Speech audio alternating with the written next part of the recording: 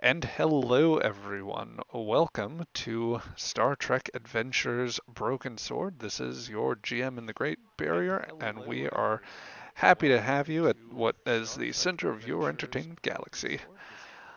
When last we set off, we had met the ship's part owner and chief engineer, TTRPG. We had met his fellow engineer, Raldar. Then encounters with Kresik, the Gorn doctor, and let's see, Azik Korg, another Klingon pilot. And in the midst of the situation, there had also been an encounter with a Kzinti by the name of Woe. And they have set off on their voyage with the yacht, which to that end, I believe that we have a log entry for this evening, something from TTRPG. So if you would like to take it away, then go right ahead. Personal log, 22nd day of Jovis, year of Kalis 875. The Yan lives again. For too long has the spirit of this ship been laying dormant. Now, again, he sings in glory. It's hard to believe that almost a year ago this was a rotting land-bound hulk. When Kal'vak showed me what he had spent my money on, I nearly killed him. It was a rusting hulk, stripped of almost anything useful. Even hull plating was missing in a few sections. The inner hull was secure, however, and he had already acquired a good number of replacement systems. All it took was my skills and more of my money. I would commend Raldar. Though he is Gorn, he is well versed in ship designs and maintenance. Were it not for his more than able assistance, this ship would not yet fly. Beyond looks like Vec, but this is deceptive. Any who would think this an easy target would find themselves surprised. As Kayla says, never judge a blade by its sheath. And I must remember this when I look closely at the crew Kal'vak has assembled. We are launched 10 days earlier than I had been told, and we do not yet have a full crew. What we do have is suspect at best. Besides Kal'vak and myself, there's only one other Klingon among us, and that one is one-armed. Just prior to launch on our first job, I met our medic, another Gorn. I haven't had enough issues keeping Raldar from eating my cat. Now there'll be two of them. Bah! We're also joined by two Nausicaans whose names I've already forgotten. The only crewman I have contracted is a Kazin I watched remove the Gojmoth from a cowardly Kokha in a fight. She amuses me and is a very capable warrior. And now we are on our way out to Captain where we are underfueled and underarmed and undermanned.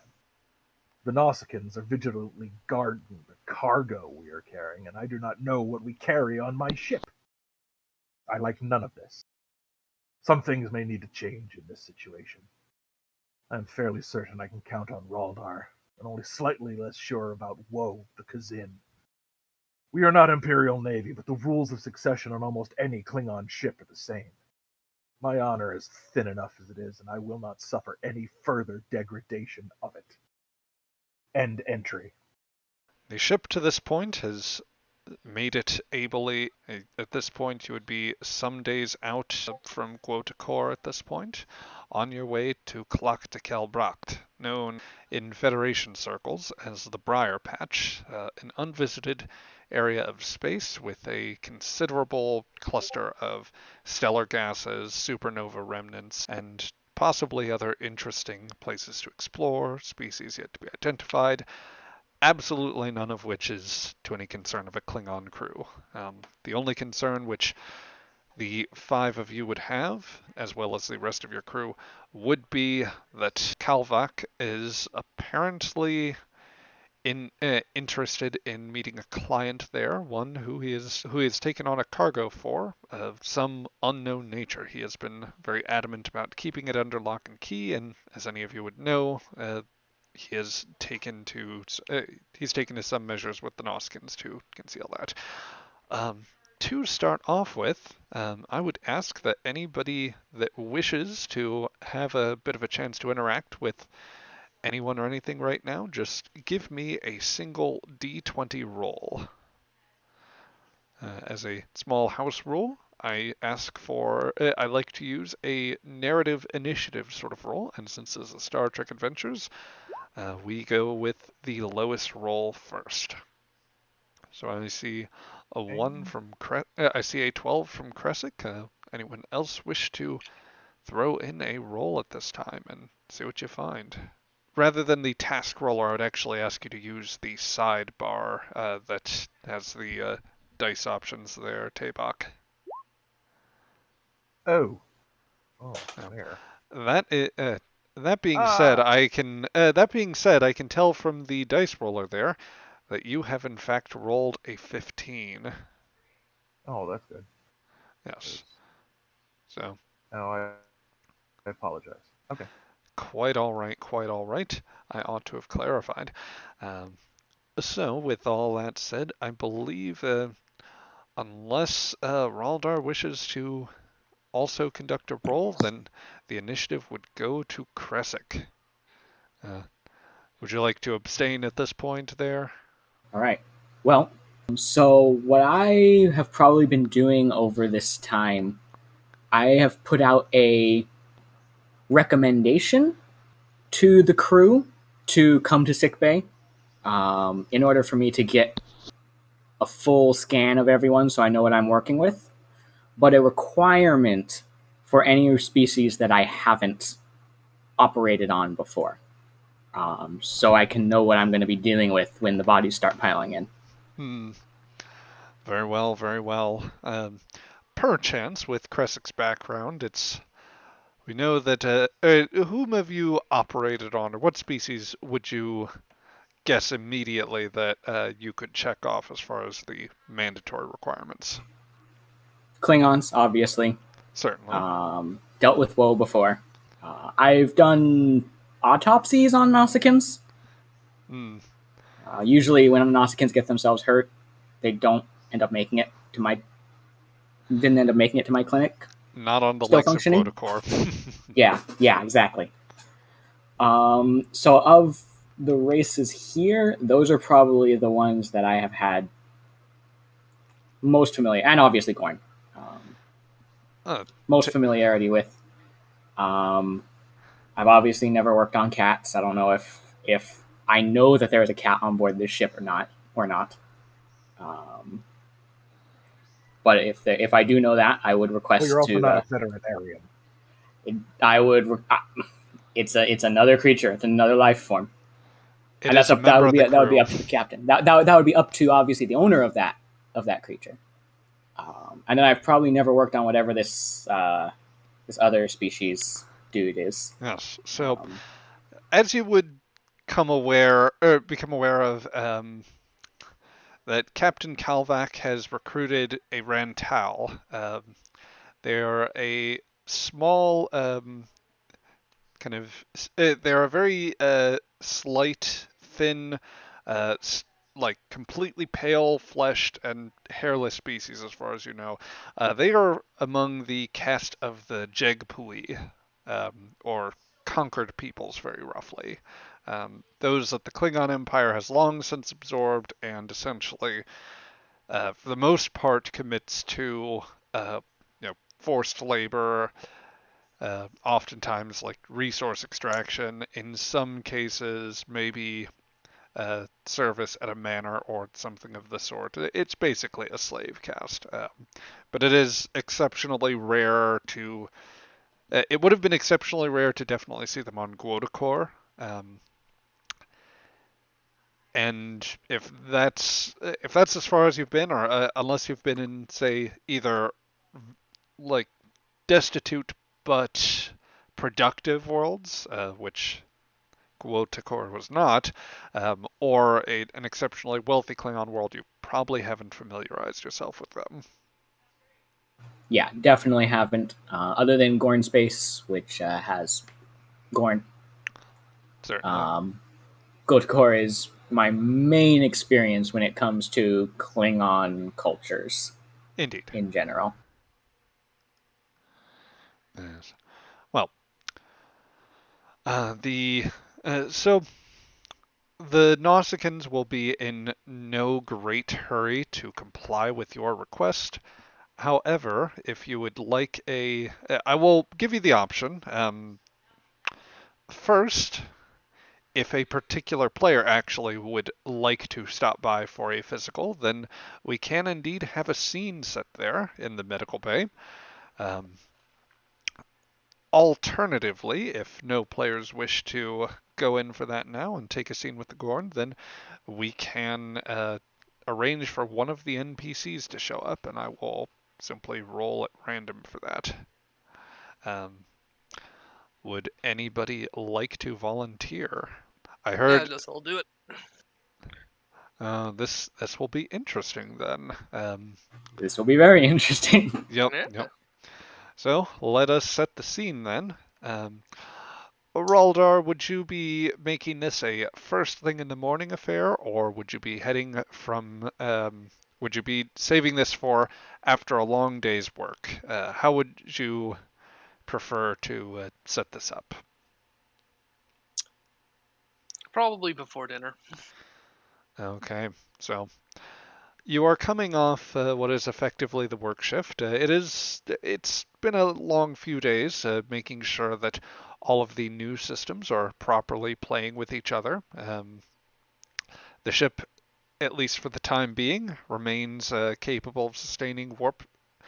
The deflectors are structural integrity, have not failed, and the new computer systems are presently working perfectly well. So as you leave the engineering pit and begin making your way from, we'll say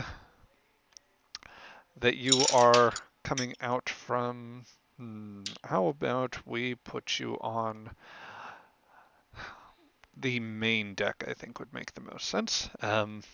It occurs to you that, or rather, the message you probably saw earlier in the day. So it would be an interesting opportunity both to learn more about the doctor, just to make sure everything's okay, and perhaps learn a bit more about the Gorn in general. So a quick jaunt up to the crew deck just above you, um, and you find your way just outside sickbay. So let's move you over to the appropriate screen. Klingon sickbay. And It's better than I thought. now to deactivate the doctor's cloaking device here. Oh man, you spoiled the fact that I have a personal cloaking device. How I could know, oh, drat. Now we have to No, you toss shouldn't out have your said entire that. character arc. you? Yep. It's Well, okay. that's it for my scene. Sorry, guys. It's okay. I wrote you a new one. Okay, good. I'll send it to you between sessions for now. Ad lib. All right. So as I see the doors open, I turn around, see this other Gorn come walking in, and I hit some buttons on a control, which resets the environmental controls back to how I have the sick bay when I'm just in here by myself. So you instantly start to feel the humidity in the room start to rise, in addition with the standard Klingon heat. And then I just point toward one of the medical beds. Guess he'll just go to the nearest one and sit down. There's enough ceiling in here that the two of you don't need to hunch nearly as much as you do whilst walking through the corridors in most of the rest of the ship. It's still a little bit claustrophobic, or given your considerable heights, there's still not as much clearance space, and certainly going through a porthole, it's an issue. I dare say the biobeds even might be just a little. They're long enough, but they are probably. Oh no, they're short. They're short. shorter I than think the Gorn. I think the only one that might be close to being the right size is the one in the decontamination suite. Well, then it's a good The chair. actual controlled one. All right. So if he goes and sits down, then I'm just going to walk over, pull out my scanner, and start scanning him. I'll ask you for a reason and medicine roll here, Doctor. I'd say let's just call this a flat difficulty 1 here. All right. Do any of my focuses come into apply? Refresh my memory. What focuses would you be using? Xenobiology. So That would probably be the only one that would come close, but it's a Gorn, so I wouldn't necessarily say it's necessarily yeah. an unknown race or a different race. Indeed not. However, I do wonder about that as a focus, whether xenobiology shouldn't just apply across the board, or whether we should just, well, no, we can't just afford to say biology. For your purposes, Paranormal phenomena. oh, if only. Oh, okay, just checking. Sadly, Genetics. Not yet. Raldar and I backed out of the spooky Gorn ghost storyline, so we preempted that, foreseeing that it would be immediately spoiled. I see. But I will tell you what, I will be a generous GM. I will allow biology to fall under the xenobiological umbrella and permit you the focus in this particular case, because I am a Alright. kind GM. You truly are. Yes. No Even guarantees it if will you stay do that live way. out in the void. Reason and medicine. All right. Reason, medicine. Ah, yes. And that is 3 successes there. Which, let me award the appropriate tokens for you. And TABOQ remains our designated momentum officer. So there you go. Doomed. Truly. So what do I see from my scan? Well, is there anything particularly special or any past conditions you would like to bring up, Raldar?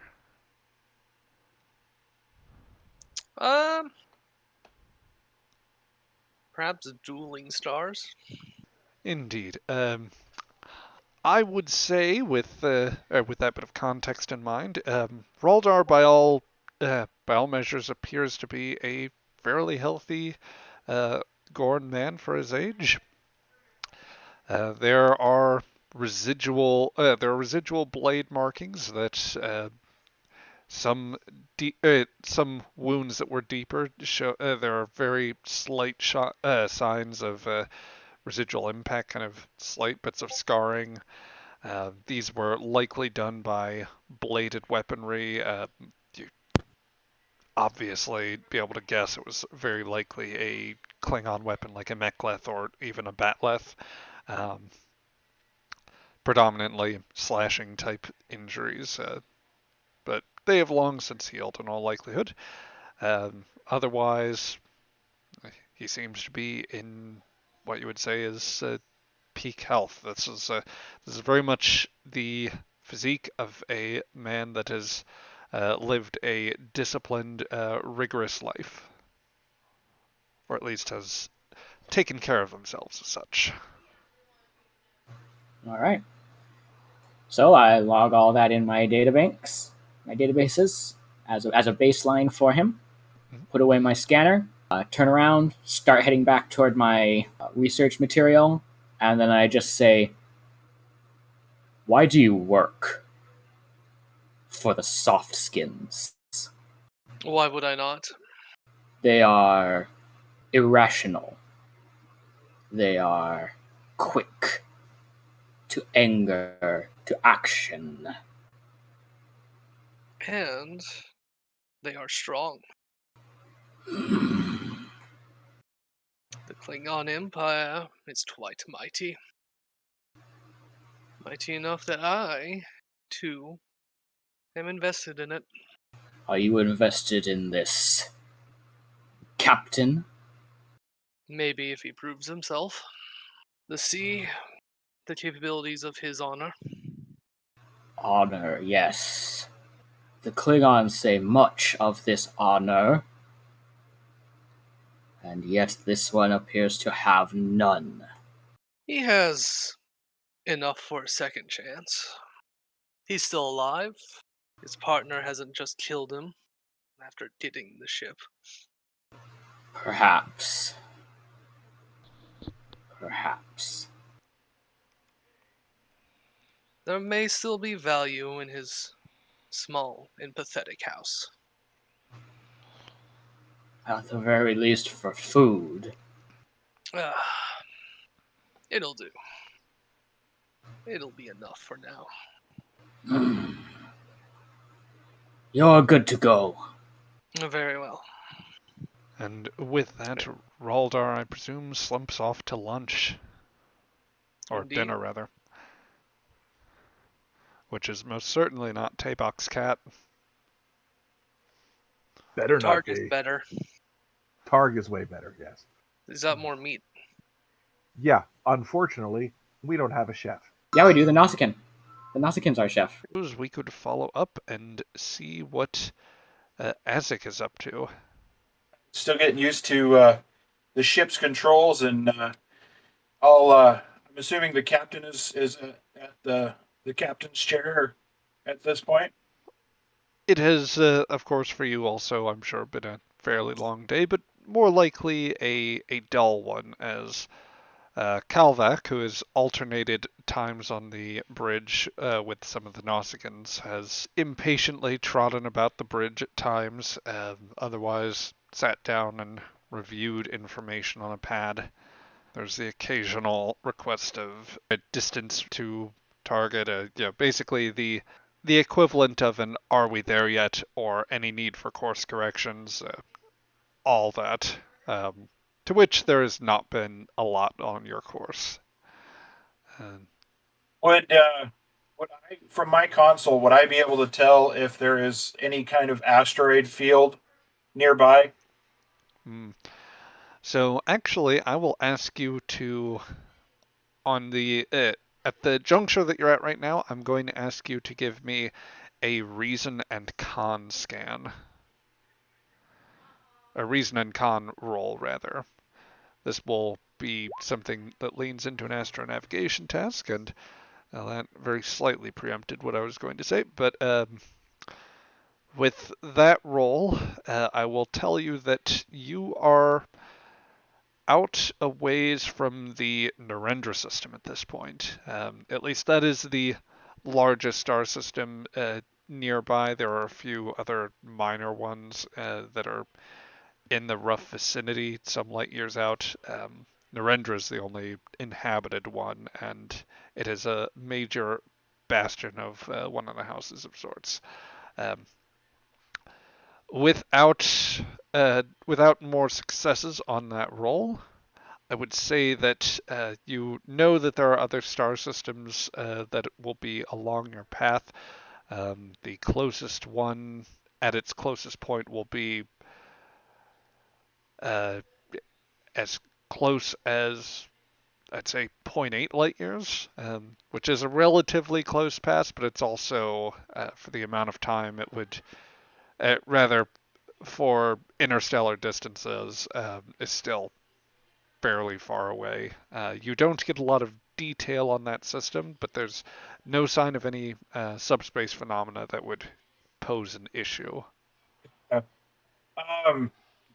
I'll turn to the captain and suggest that in order for me to be the best pilot I can be, I need to get to know this ship better. Would it be possible for us to do a couple of flight drills, to battle station drills, to prepare ourselves in case for the worst? You hired yourself on as an expert, is how you pitched yourself to TABOQ, if I understand. You tell me now that you feel you need to do drills. If there's time and a suitable target, then perhaps we can find some way to appease your request, but you will find that on your own time. Understood. I'll continue to look for any kind of asteroid belt or nebula or something like that we could practice maneuvers and stuff on. Indeed. maybe run. I'm assuming I can run tactical simulations on at least flying simulations on my console there, and just kind of get used to it. Hmm. You could very easily put something of that sort on simulated on your console. Is there any particular types of simulations you would want to run? Mostly, you know what? Ship against Federation. Any data we've got on Federation ships, the evasive maneuvers, what this thing's capable of as far as hard turns, um, and that kind of thing. Mm. The computer database is going to start working at that and analyzing what information there is as far as any of that goes. Um, Depending upon how much effort TTRPG and Raldar put into updating the systems, there might be some data on the more recent Federation designs, at least those that uh, the Klingons would have encountered back during the 4 Years' War, as recently as the Battle of Donatu 5. But otherwise, the records have been frightfully inconsistent since there have been so few encounters um, over nearly the past century, outside of the conflict, And of any course. and any data concerning this particular ship would be information from when it was in active service. Yes, which more Um, likely means you'd be dealing with records on something ranging from Daedalus to NX class no, I vessels. mean our ship. Any information in the database for him to run simulations on would more than likely be out of date Yes, yes, for this ship because this is her maiden voyage. that's true. That's true. Yeah, Kal'vak wasn't big on trial runs, as TTRPG will undoubtedly. Grumble. Yes, that was exactly the verb I was looking for. With all of that said, I will give you at least that there is some work you can try to start running the numbers, but without, again, having tested the actual ship in combat, your results may be uncertain. As such, I won't force you to roll for anything. That Okay. said, Kal'vak looks around with some boredom and says, "Hmm, you, you there, Brecker, break out those godforsaken rations.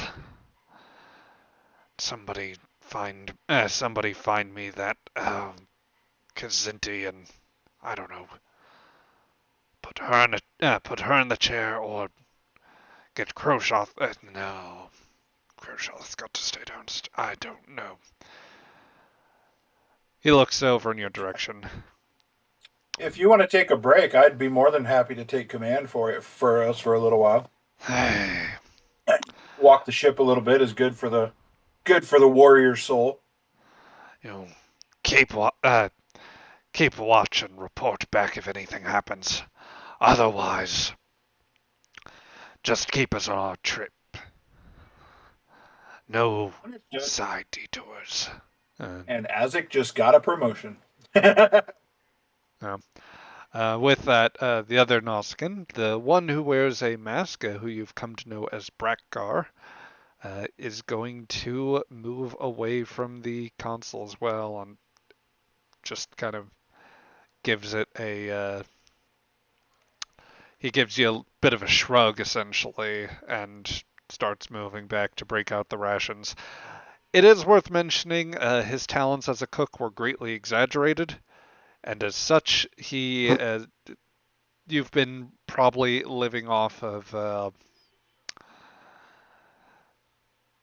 older cuts of targ and possibly. I'm going to dare say that it was cheap enough that you're living off of canned targ and yeah, probably canned gach too. Oh, All your proteins are canned and dead.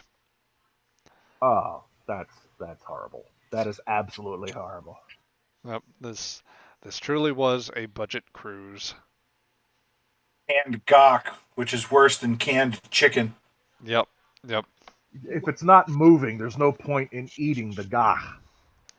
Yes, yes. So with that, it is just you and the Rantal that you've seen on the ship. It's once again, it's very odd to have them as a what you would consider a crewman at this point, as undoubtedly the only time you might have seen these would have been the odd times where you on like some sort of honor detail or like some sort of ceremonial purpose visiting some place where they might have been effectively custodial staff. I'll kind of just try to make small talk with him, get to know him a little bit, best I could, because I know the bridge is small, but I'm assuming it's fairly loud and sounds like a freight train with as old as it is. There's maybe a bit of a hum, a bit of a rattle to a deck plate here and there.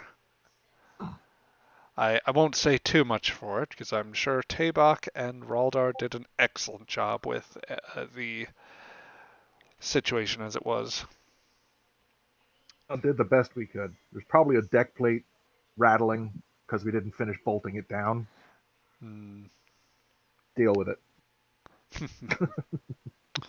Yes. Assuming the cat has taken up the residence on the captain's chair, because he's gone and I'm sitting up at pilot. Indeed. Refresh my memory, TTRPG. What is your cat's name? Cheshire. Spectacular. Yes. One thing that you would undoubtedly, all of you would know at this point, is that Cheshire has a run of the ship. And that it is not for eating. For now. Anything. Anyway, you said you wish to converse with the Rantal, then if you have, unless you, if you would like to make a scene of that, then I will give you the chance to say things and interact now. Mostly just small talk, just getting to know him. Nothing specific. Okay. Kind of trying to just improve interaction with him, so maybe we can kind of gain that crew like trust.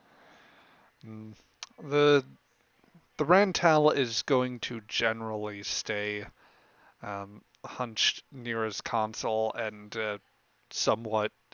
He might look over his shoulder to you, but he's mostly not going to be very responsive.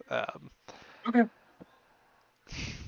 It does occur to you that generally, like there's very little precedent for Rantal to even be properly trained for shipboard duties, and that many of them are within the Klingon hierarchy. Many of his kind or other conquered peoples are treated quite poorly. So he probably doesn't have a lot of. He's probably not expecting a whole lot from you as a Hemkush. Okay. Well, in that case, seeing that there's very little conversing going on between him and me, I'm going to crank up some the Klingon equivalent of AC/DC as we're going on, and until the captain returns, of course. Indeed, indeed. The as this is going on, we get the best equivalent. We get the best Klingon opera equivalent of oh those those classic rockers, and the volume is going to be up just a touch more than most people would find it comfortable, but I'm sure that it is exactly where you need it to be. Exactly. The Yeah. ship might be drifting side to side to with the kind of with the beat. Yep. 0.5 degrees to port, 0.5 degrees to starboard.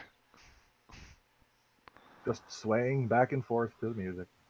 Yep. The captain makes it on one of the decks that the inertial dampeners aren't quite right, and he gets knocked around. Oh, we could only hope. Oh, sorry, I shouldn't have said that. Oh, well, as you groove to the tunes, Ezek, let us find out what more that TTRPG is grumbling about right now. TTRPG, where would you be right now? Oh, still probably banging. Well, more than likely banging about the engine pit or any other deck in the engine room, but I would really want to go try to find out what's in the cargo bay, Mm, whichever one of the cargo bays it is. We got like 3, and then we got some like offside storage if you look at the map. So I see, I see.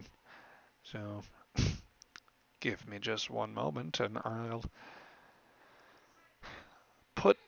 going to put us back in Theater of the Mind for a moment. In the reactor pit, it has been relatively it's been relatively slow going. Keeping the ship operational is it is a bit of a challenge, but it is one this to this point you and Raldar have been up to. All the components seem to be working fairly well, more or less. It is, of course, less desirable to be working with less or slightly less deuterium than you would want to have. You're playing it very, very close to resources are playing it very close right now, but the uh, the engine, you think you can leave it momentarily um, out of your mind and head on down to the cargo hold and the subdeck. And so, would you make an attempt to go through the main deck, or would you prefer to exit through the lower part of the reactor pit into the subdeck area? probably from the lower deck of the reactor pit would be the easiest. Yeah, that's fair. So probably as you exit near one of the antimatter storage pods, you make your way into a utility corridor and move on down towards the deck. The particular hold that the particular hold that the Nausicaan, rather that yes, that the Nausicaans have stowed the cargo into. They've managed to sequester some portion so that access is very limited right now. You would guess the door is generally kept locked, or you would at least assume so, but generally one of them has been on duty down there, so they have not been able to, or you've not likely been able to access it. Um, and indeed, as you find your way near that part of the hold, sure enough, you see this Nausicaan, whom you've come to, well, if you cared, you would have come to know him as Kroshoth. Don't care. I don't even know his name. I have forgotten all of their names. Move. You, you don't pay me to move. Get out of my way. I will examine our cargo. Uh, he's going to tap a bludgeon at his side and say, "You don't pay me for that either. Captain Kal'vak pays me, Kusha, and I honor my deals. This is my ship. Move. Or Half be moved. half your ship, as I understand it, and you are welcome to try." He draws up to his full height, which he's certainly not as tall as Raldar, but he probably has a few inches on you at least. He's Probably. he's also very beefy.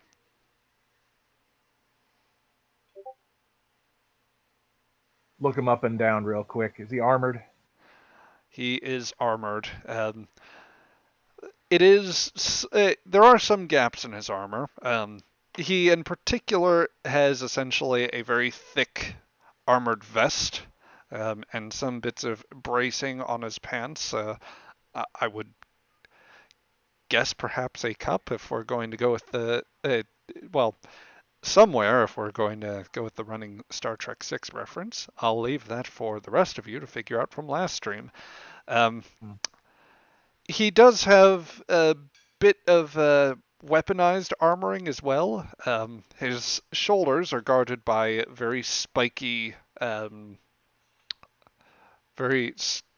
I'm losing the word for it. I don't think it's pauldrons, but it's Yeah, basically his shoulder. that's armor on the shoulders is Yes. pauldrons. So he has spiked pauldrons to guard his shoulders, and he also has gauntlets which have elongated blades that come out in a semicircle that reach a good ways up his forearm and very nearly to his elbow. They are edged in such a way, it's single edged such in a way that of course it is pointed out, so if he were to cross his arms, then that would be a very good block. On top of that, uh, this man keeps all his weapons pretty well visible, so you can tell that in addition to his weaponized armor, he has a fairly large bludgeon, a disruptor pistol, and a rifle that has remained perpetually slung along his back. I step really close up to him. I know he's taller than me, so he's looking down at me. But I'm in his space. And at the same time, my right arm has gripped the haft of or the grip of one of the mek'leth behind my back because I wear them crossed on my lower back, Mm, and I'm just leaning into him and say, "You need to move now." uh, his bludgeon is he has now drawn his bludgeon, And I and stab him in the side. ooh, daring and security, if you please.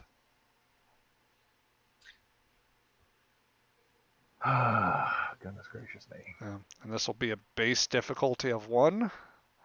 Daring and security. Um, would my where is it? I know how to use these things. Melee combat as a focus. Melee combat would apply as a focus, Okay, so you may so you do also have momentum if you wish to spend it. It's a base 1 roll for the difficulty, but you do also have to beat Kroshoth. correct. So I'm getting a focus.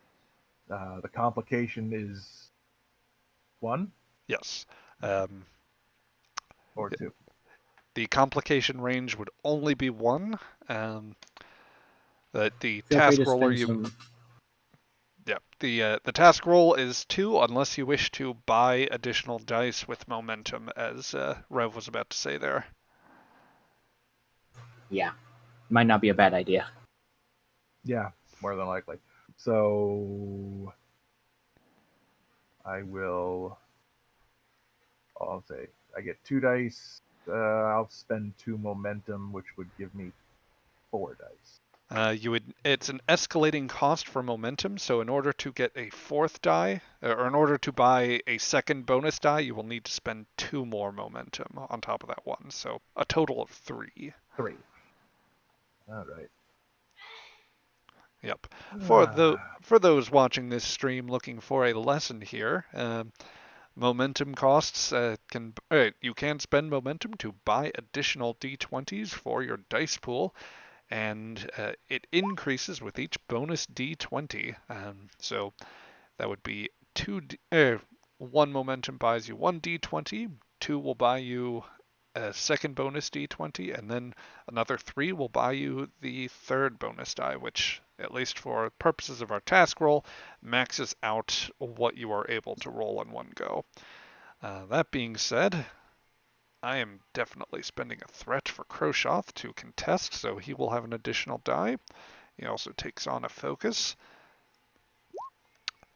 Ooh, and Let's go. that's not so good for him. But he has a talent of Nausicaan Bloodlust. So when Croshoth attempts a melee attack and purchases one or more additional dice with threat, he may re-roll any number of d20s. So re-roll those two. Ah, He's going to match, and as you bring the Mek'leth over in order to stab him, he's going to raise the one guard that has that doesn't have the bludgeon over his head and use his blade to catch yours. And he's just going to stand growling as he starts to rear up and try to go for a counter strike. With that, he's going to attempt to throw in a punch here. So let's go with another d20 roll. You may roll a daring and security to defend. how many dice? 2? Unless you are spending momentum, that would be 2. Oh. So that is one success to match Croshoth. However, you have also rolled a complication. And with those with the d20s, rather with the momentum you've already spent, you cannot buy that off with momentum. So here are your choices. You may buy that. I actually believe you could spend a point of determination in order to re-roll that 0 and in the process hopefully avoid a complication. You could alternatively accept the complication and either A, give the GM threat, or B, accept a narrative complication. What do I don't have any determination at the moment. Well, you should have 1 point of determination. As a GM, I just allow for it on a per session basis. So you do have 1 at the moment. The only thing you would need to do in order to spend that would be to invoke a value that would be appropriate to the circumstance. One of the 4 fundamental beliefs your character has. So the value that I can come up with, I will spend the determination to re-roll that 1 die. The value I will use is I will die, but I will not die stupidly. Fair. So I get to roll 1 die. Yep. And that is 1 success. So with your free hand, which so far as I know you have only drawn the 1 Mek'leth. Correct. Yes, you may. You can block him, and you could actually inflict damage from an unarmed strike if you so choose. Yeah, probably a heel strike to the chin. So give me a roll then. Oh, okay. Or rather, on the bottom left corner, you should see an unarmed strike option that you can roll damage for. You can do so when you look down at the bottom left of your character sheet. Just roll the combadge symbol next to the damage number. I don't have an unarmed one in my weapons list. Oh dear. Then let's add you one there real quick. So that'll be unarmed strike, which has a base damage of 1, is one-handed, non-lethal, and has the knockdown effect. So there you go. All right, so 2 dice? No, this would be it. Well, you just in the bottom left of your character sheet where it mentions the weapons that you have, at the very bottom now you should have an unarmed strike option. You just roll the combadge symbol there. And yeah, you block his punch. You go for the heel strike, and this man is completely unfazed. It's like you could go in for a gut punch, nothing. You'd go for like the uppercut, his face maybe momentarily moves to the side, or like his chin goes up for a moment, and He like looks back down on you, just growling and baring his teeth. Well, in that case, I'm going to draw the other mechlith and Okay, let him that have it again. well, that would so that would be your next minor action there, and Yes. it is your turn at this point, so you can take the minor action to draw your second mechlith and go ahead and give me one more daring and security roll. 2 dice, correct? Yes. You do still have momentum in the pool if you wish to spend it. I have the one. I'll certainly be. I think that punch just made him want to tap his Nausicaan Bloodlust that much more. So he is buying a third die. And. Oh no! He has rolled a complication there. Which I am going to elect to say that is going to. I think I will spend 2 more threat just to avoid that. Wait a minute, what am I doing? I don't have to spend the threat for that. Not when I can simply, not when I can simply use the aforementioned Nausicaan Bloodlust rule to buy that off. So, or rather, re-roll that. The GM needs to remember the talents that are on his own NPCs. Okay, so then that is going to be a that's going to be 2 successes instead. And with that, he's going to block with the bludgeon, push through, and just knock back in order to land a strike with his bludgeon, which is going to deal 4 points of stress and is going to knock you prone just a ways back from him. So it is, as he manages to push through the mechlith, he'll give you a solid strike to the core. It's going to be a staggering blow that sends you rolling back down the corridor. You still have hold of your mechliths, but you are knocked prone.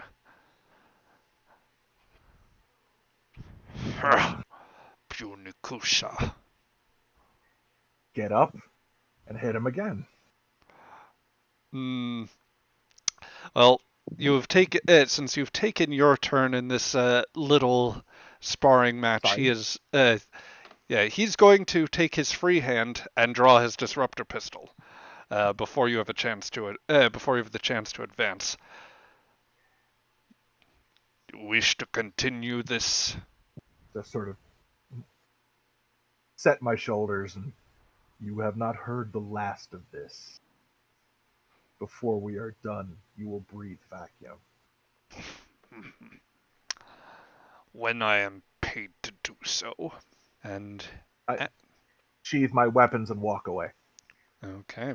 There's more than one way into. There's more than one door getting into the cargo hold. Indeed, indeed. As you prepare to make your way to the cargo hold, let's say, would you be going back through the reactor pit, or would you be like finding a turbo lift or like ladder system, whatever equivalent would be necessary to get through the ship? Well, on the subdeck, if I go back through the engine pit,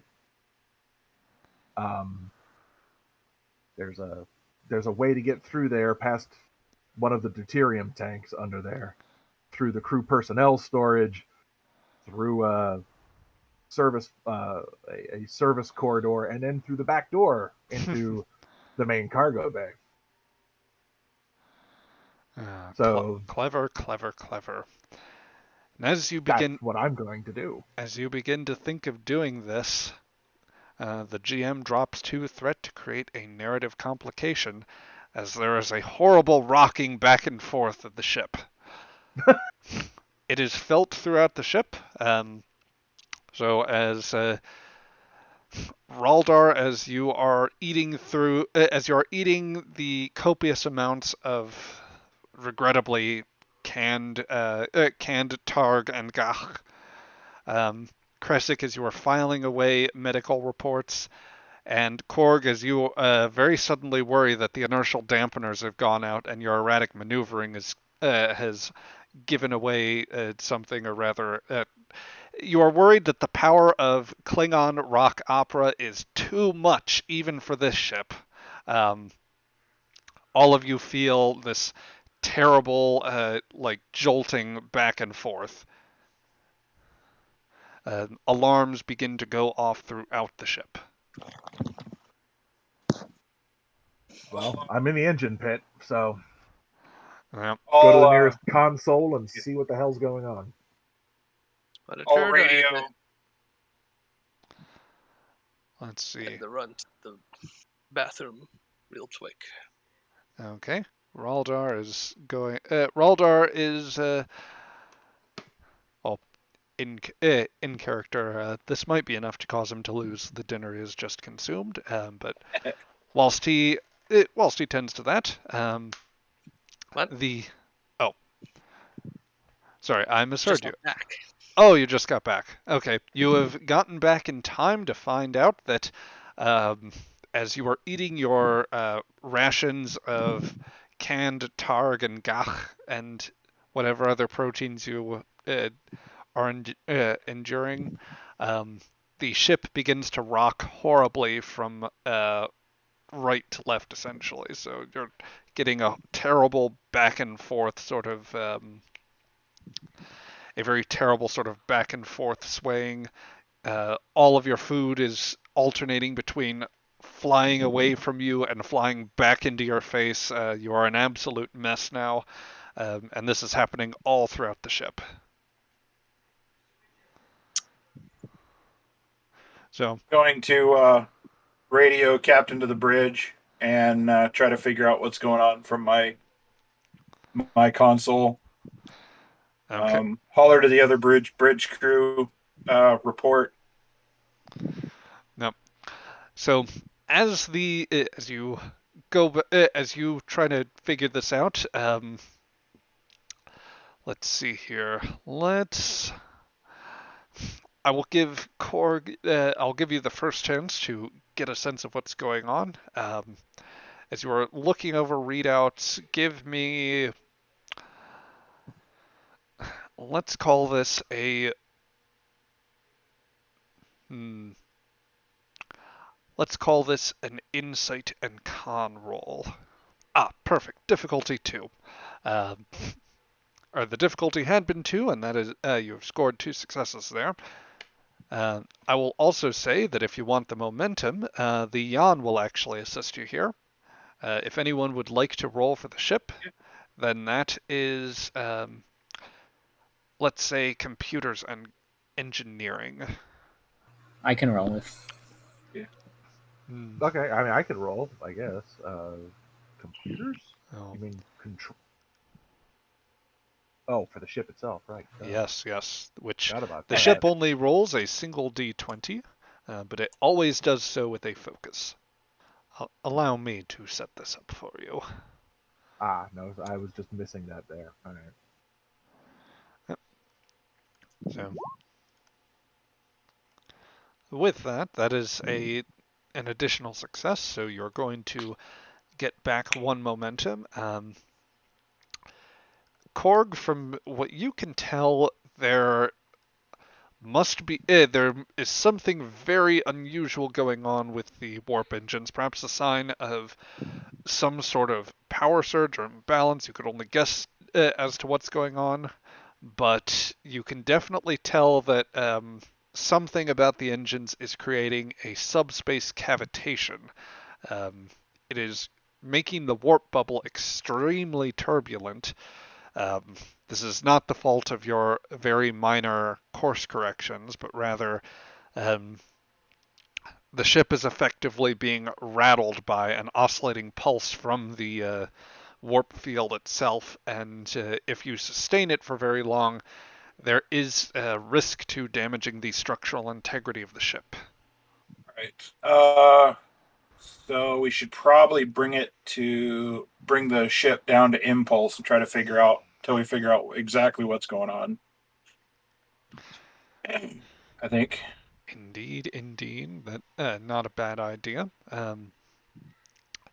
If you decided to, then you could probably put it down at at the relative speed that you're able to move the ship at. I would say that you probably have enough time to make it at least somewhere within a light year of your current location. Be sure to raise shields and go to code red just to make sure we're ready for anything that might come up. Gotcha.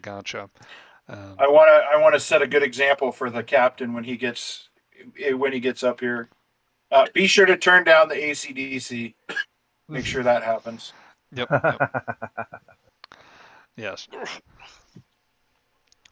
So, as Korg, as you are working at that, TABOQ, I believe you also wanted to. You were heading back towards the reactor pit. Mm-hmm. So we'll go ahead and move you there real quick. While TABOQ is getting set back in the reactor pit, are either of you two, Kresik or Raldar, are either of you two moving to do anything in particular?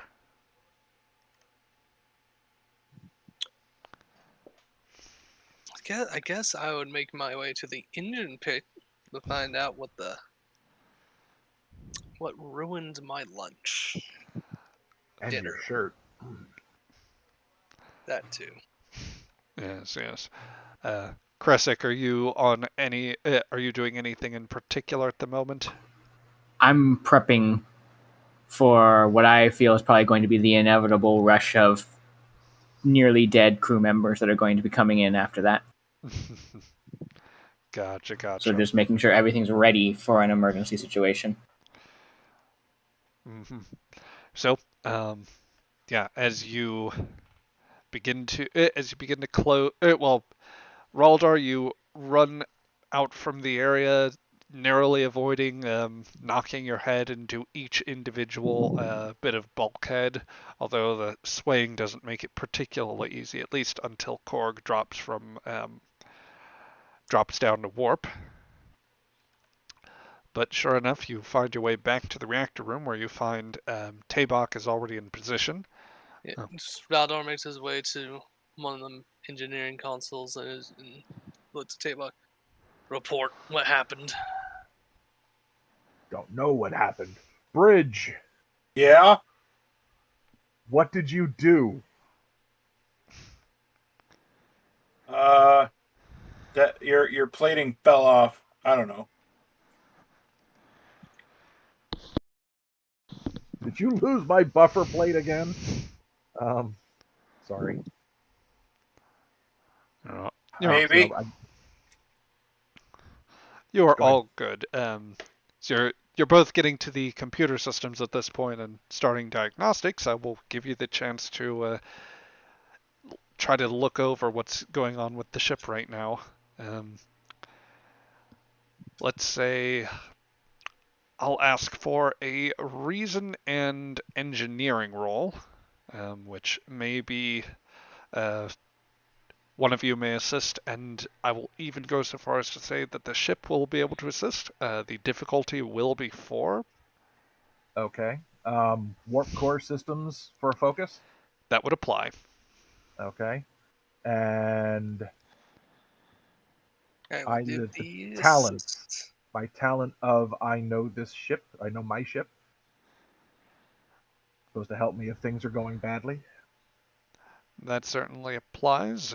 Let me refresh myself as to the exact requirements of what comes with the talent there.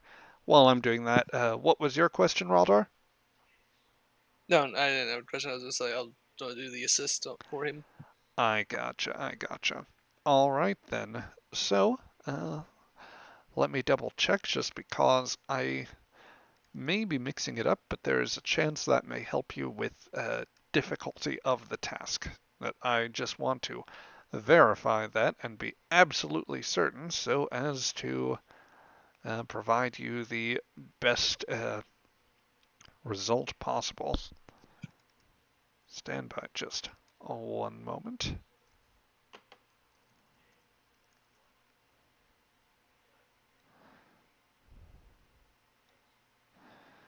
Okay, reviewing talents now. And I know my ship.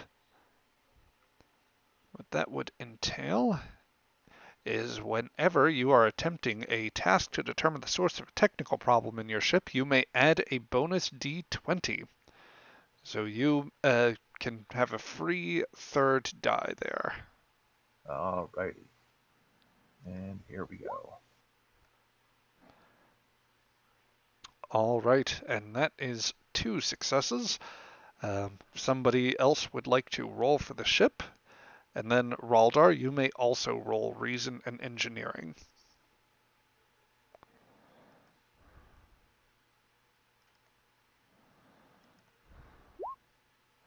All right, Raldar is going to bring that up to a 3rd success. Can the ship get you the rest of the way? Oh, and for the ship assisting, I should say, that is also Computers and Engineering. I can roll that real quick. Thank you there, Rev. 4 successes. Very nicely done. So, with that, you begin pulling in data from the diagnostic programs and assessing any sort of damage reports. The hull does seem to actually have held, albeit maybe narrowly. The structural integrity is a little rattled, but the fields are intact and deflectors are working. The warp drive does seem to mostly be in working order, but there does seem to have been a mild power surge from the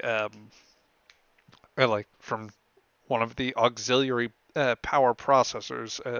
Something overloaded a drive coil that momentarily started creating the it basically started creating the subspace cavitation effect, and that caused the warp field to go a bit janky. Yeah. Gonna narrow down where that came from. Indeed. With that, I can tell you that it does seem that there was some sort of unusual power surge. Rather, it seems that the auxiliary power generators had been momentarily tapping slightly more power than you would have expected. The power load seems to increase predominantly from some sort of device in the cargo bay. The only device in the cargo bay that I know of is the cargo transporter, which is deactivated. Suspicious indeed. No. But So, everything says that the cargo bay in question, the one where I just got my ass kicked from the Nausicaan, is the point source of the issue. yep, as you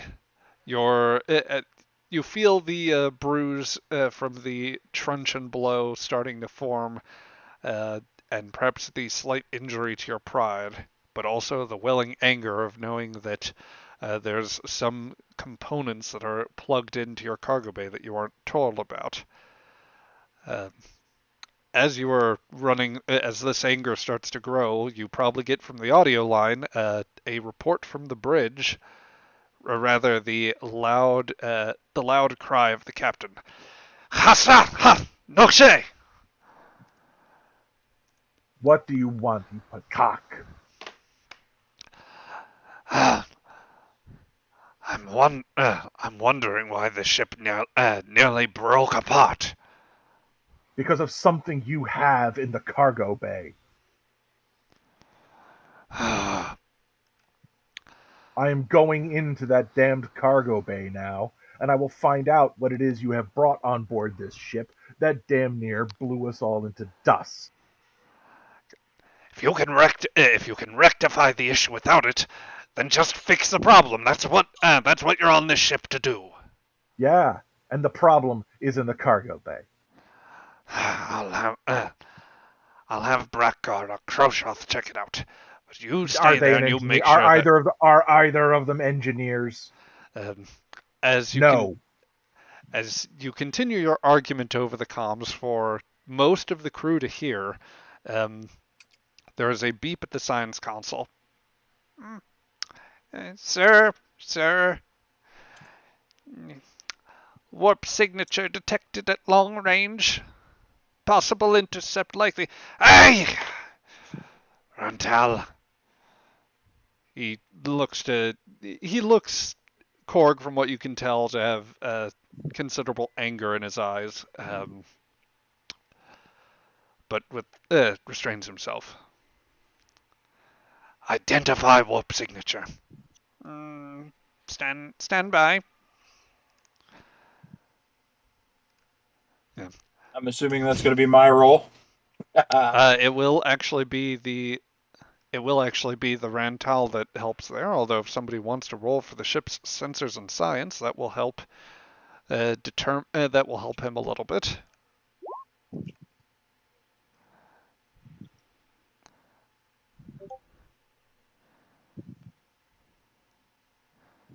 So let's see here. He's going to pull the ship up here. Hang on. Yep. So he has 2 successes there, which I am going to rule as sufficient for the range that he is at to at least know a basic bit. I will give you slightly more information if you should score an additional success, and possibly award momentum from that point. What would be the ship's role? Sensors and science.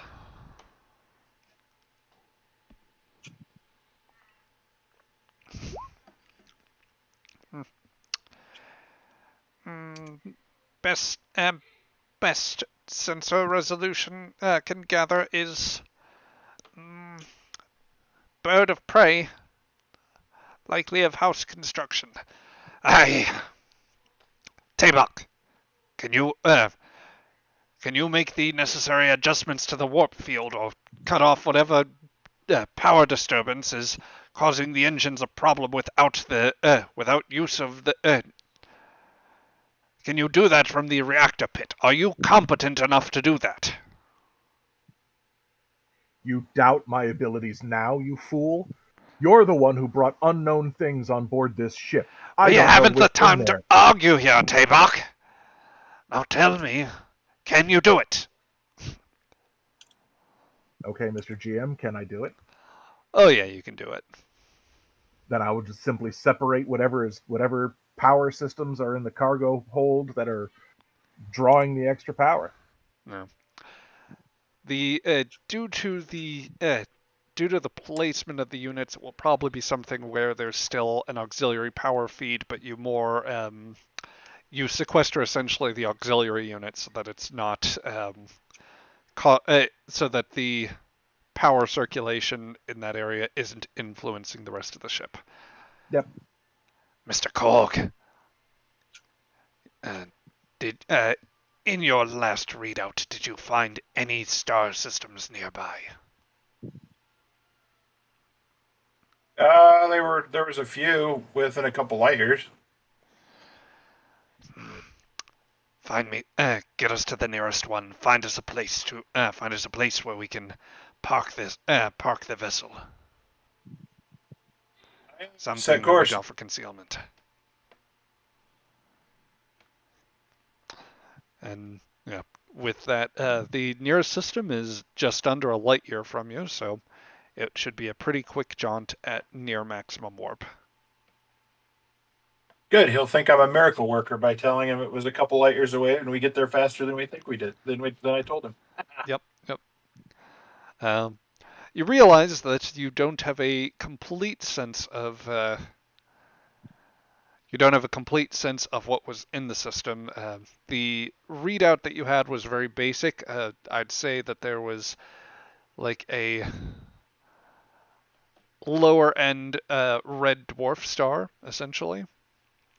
So fairly dim, but there's the possibility of planets in that area or asteroids, something of the sort. What there is precisely, you don't know, however. You can either make a navigation roll on your own, or if you wish to speak to the Rantal, then since he's competent enough at sensors, you could try to get him into, or rope him into this task as well. Yeah, I'll let him help out. Seems to be his job Yep. on board. All right, so he'll acknowledge the request, and as soon as you make that request, Kal'vak will say, "Now!" With a quick, there will be a bit of a flinch as the Rantal sets to work.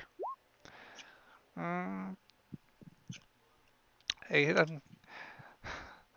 rocky planets in intersystem, approximately 3 inhospitable, at least 3 gas giants, 1 with a suitable magnetic field. There could be a place to hide there. Mr. Korg, put us in orbit over the poles. Aye, aye, Captain.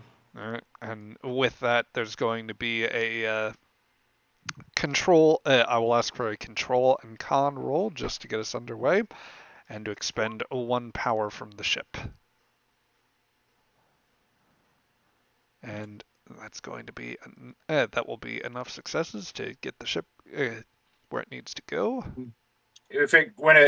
Since this is a piloting task, I'll use my piloting focus involved with it. That would apply. Which, did you click the focus before you rolled that? No, I did not. So sorry. Okay, that would actually be 2. That would be 2 more successes. You rolled 2 there, but there was a 3 and a 5. So I'm going to go ahead and award you some momentum. Stand by here. Sorry, I didn't know how the focus stuff worked. So now we know. That's fair. For reference, and this is for anyone in the audience who is uncertain as to how the focus system works. Essentially, you may declare a if you have a focus that is relevant to a task you're performing, essentially an area that, based on your character's background, they have some specialization, then it does give you the opportunity to expand the range of critical successes, where in this game, your basic critical success is to roll 1 on the d20. Your range can expand based upon the discipline that you are using. So in this case, we have a helm officer with a con score of 5, who rolled 2 successes, or what would ordinarily be 2 successes. Because the d20s landed on a 3 and a 5, that actually translates to critical successes on both counts. So that's how that works for everyone's reference. And for anyone watching here.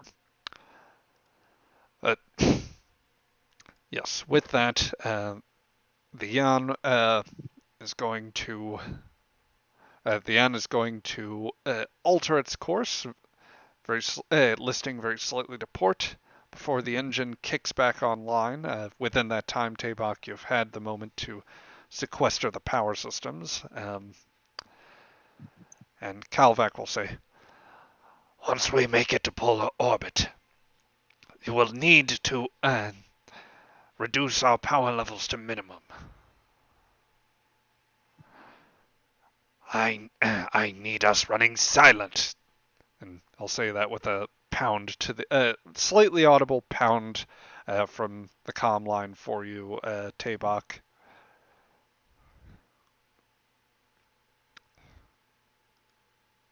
Double check to make sure the music's off. Mm-hmm. Yeah. The faint bit of audio, you just turn down the one volume knob that you convinced TTRPG to add.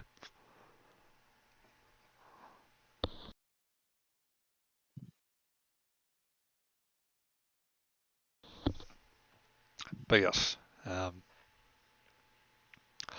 So back in the engine room, Raldar, TABOQ, you find yourselves like the engines burn pretty hot for a moment as they get you to the system, but you are able once you drop out of warp, it is safe to go to silent running, as it were.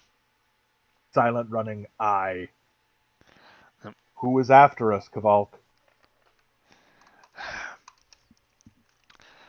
Well, let me first move this around. Rather, that is to say, let me move a charger into my laptop. But anyway, uh, um, you want to speak to me, then you can come up from your engine room, or I can come down from the bridge. I'm busy. I still have to figure out what it is you've done to my ship in the cargo bay. Tell me who is after us and why. They'll pause for another moment. Come meet me in the galley, TTRPG. Good shot. I have no time for this. And I and I and the GM has lost his train. It was at this point the GM lost his train of thought completely. You'll do as you're told. He says, you may be half owner of this ship, but you still have to reckon with the other half. As do you. And its command. As do you. Fine. Turn off the comm. Just turn all the sliders down. Power's off almost everywhere. Raldar, come with me, please. I don't even know why I said please. Raldar, with me. Pretend to be polite. That was my human coming through. I apologize for that. I see. It's truly horrible. Yes, absolutely. Yes. So we cut to... Raldar, bring a weapon. I always have a weapon. Good. We cut elsewhere to the Yan spends some time parked in in a polar orbit over a nameless gas giant in a star system that bore no merit for the Empire to visit. It had been surveyed undoubtedly some years ago, but to this point, none had thought to exploit it, for there were no resources worthwhile nor habitations worth building. It is at best an empty system with naught of value save for the Yan itself, and some in this age would consider even that debatable. Quite. But yes, as you make your way towards the galley, you do see Kal'vak also making his way down. The other Wait, Nos. are we headed to the galley or to the mess hall? Because the galley is where the food is prepared. The mess hall is where we eat it. That's fair. I made a mess hall set, but I labeled it the galley by mistake. Okay. That is. GM brain is a hell of a thing sometimes. I don't have to tell you that, though. Nope. Yep. Inside, you find. Rather, by the time you get to the mess hall, you find Kal'vak and Brekgar already inside. You might also notice spilled lunch about the place, something that undoubtedly Brekgar at least is slightly fascinated by. Let me make sure first and foremost, before we get this scene transition here, you are both where you need to be.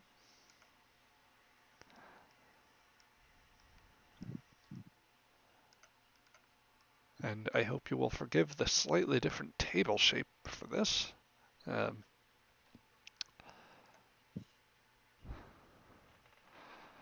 Yes, It works. yeah. Kal'vak will stand from the opposite end of the table as from where you enter. The Nausicaan with the mask at his side. As you can tell, this Nausicaan carries very slightly different armament. He's not as big into the melee style weapons as you are, but he does carry a disruptor pistol on him, and an older model rifle. Probably something he pilfered from an old weapons locker here, as a matter of fact. Great. Okay. For his part, Kal'vak has probably only come down with his diktar and a disruptor pistol at his side. He sees that you've both entered.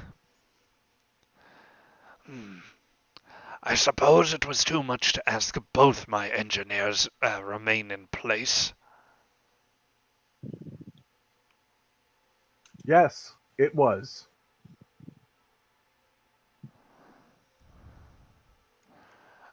What did you bring on this ship? The cargo that we carry is perishable. It must Well, be... it's going to perish now because it's got no power. I will say that well, we can let that stand. It is not entirely it's not entirely accurate, strictly speaking. There's still an No, auxiliary it's not. generator. Yeah, I there's know. still an auxiliary power generator that was that you were able to sequester off from the rest of the power systems, or the rest of the grid, as it were. It's still providing some power to the cargo bay. So that's. I Look, he apologize. doesn't. I was not clear on that, but Oh you no, could. no, you were perfectly clear. He doesn't know what the hell I'm talking about. Ah, Um, he'll turn his attention to Brakar for a moment and like basically order him to check in with Kershoth. Um, if you wish to spoil this whole voyage just on some note of pride, then that then I frankly I don't I can't comprehend whether uh, you are simply a great fool or whether you pretend you have some sense of honor. Pretend. Pretend. Is that what you're doing? Pretending. Uh, But talk. You have brought something on this ship that is interfering with its operation. You did not tell me. You did not inform me. And the ship was nearly destroyed. You are the one responsible. Not I. Oop, there is a Now, duplicate Kershoth. should we now go walk down to the cargo bay? So I might rectify the situation that you created? there will be no entry into the cargo bay until we are securely at our location. We might not get there. Apparently, someone wants us to not get there, and you're not telling me who. You fool! The great houses would exact any toll as to those that would cross through. You know that House Nagoj holds Narendra III, and lately they have extracted a great many tolls from those who would move through their systems. Would you want this little venture of yours to be found by one of their... Adventure of mine. I have kept no secrets from you. We are meant to be partners in this, and you have kept secrets. You have launched us 10 days ahead of schedule. You have brought Nausicaans on board this ship. You have not conferred with me on anything except for how much more money I can give you.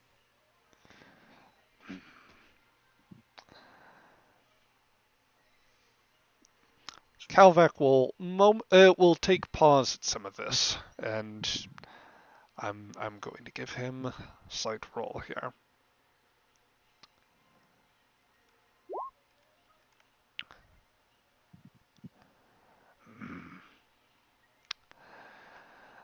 Well then, if you are so insistent, then let us reframe this. Our venture partner is at risk.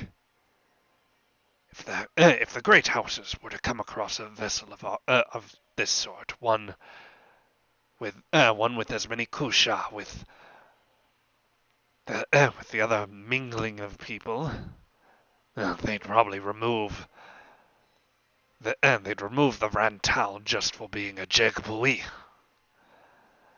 And they would confiscate any cargo we had. They would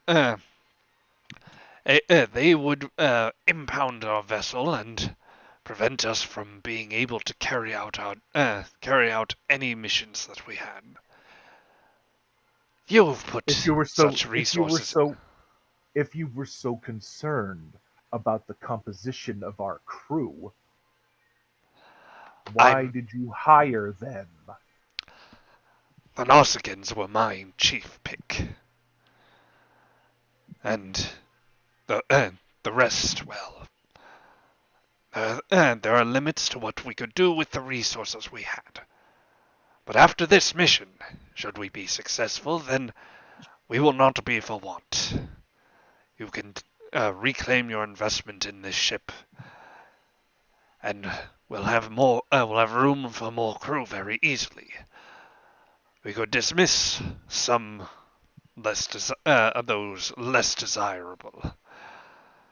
But for now we make do with what we can. These are hard times in the Empire, and we must look out for ourselves. If that means that we need to be mindful and not let the greedy Pataks, who claim to rule honorably in the different regions, if we wish to avoid the entanglements with the great houses, then that is part of that measure. That is something that I should not have to explain to you, and lay out the stakes for what that could mean.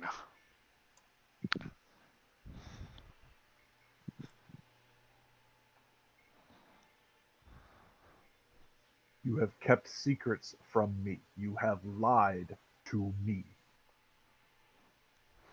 Your actions have been less than honorable.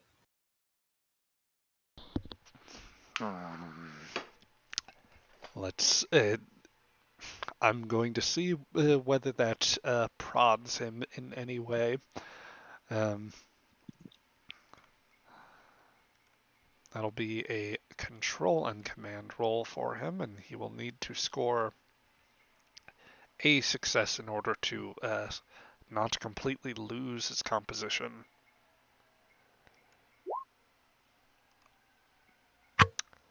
And he will do so with aplomb.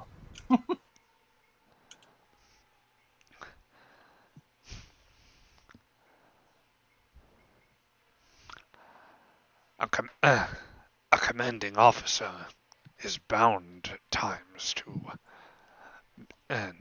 maintain security of the ship. In a military vessel, we are not military. No, but we must be as disciplined as we can with this Drek as possible. Indeed. He gestures over to you, Raldar. You certainly should understand that as much the need for discipline here.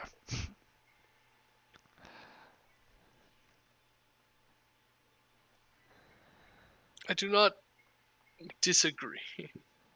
Raldar doesn't speak, he just gives a slight nod. He agrees, but he will not say it.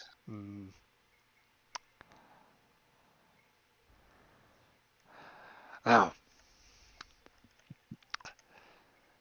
you you want to make back your investment, then we proceed on with this mission. I If will not the, profit through dishonorable actions.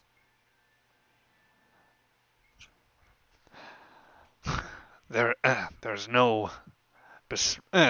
nothing with our cargo that would besmirch our honor, TTRPG. Then show me what it is. Hey, if the cargo is tapped prematurely, then our clients will have no want for it.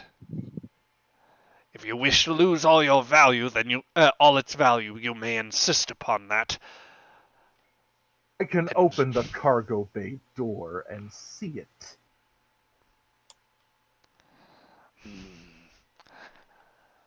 and that is...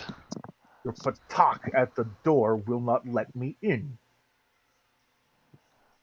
Brakgar, who has momentarily been checking yours. Yeah, about that. You, saying something about having to deal with you earlier. You didn't try to gut punch him earlier, did you? No. I tried to stab him.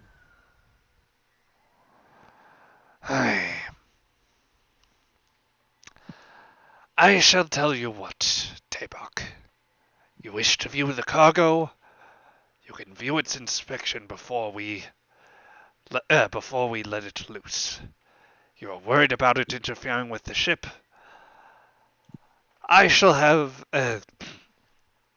Brakgar here go down and ensure that it is properly tended to.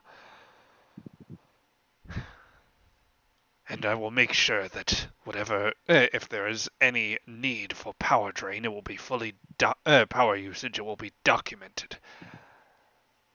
It said there are some backup units that I believe I had acquired before we departed. This will be sufficient for now. Do not lie to me again, Kalk. I will not be tainted by your own dishonor. And I turn and stomp out of the room. Kal'vak is going to move past Brakgar, and if you allow him, Raldar, he's going to move past you. I will allow him. Yep. Out in the corridor as the door closes behind you. Batach! Stop and stand. What do you want, fool? You refer to me as a fool, but you at every turn challenge me. If you wish to come out of this voyage, alive, and if you wish to see anything come back to your house, then you will cease challenging me. Are you threatening me? I Is am that no a more threat? doing than what you have done before. Not just your engineer, your little pet there, but what you have broadcast to most of the crew at this point. You are being clumsy, TTRPG, and I expect better.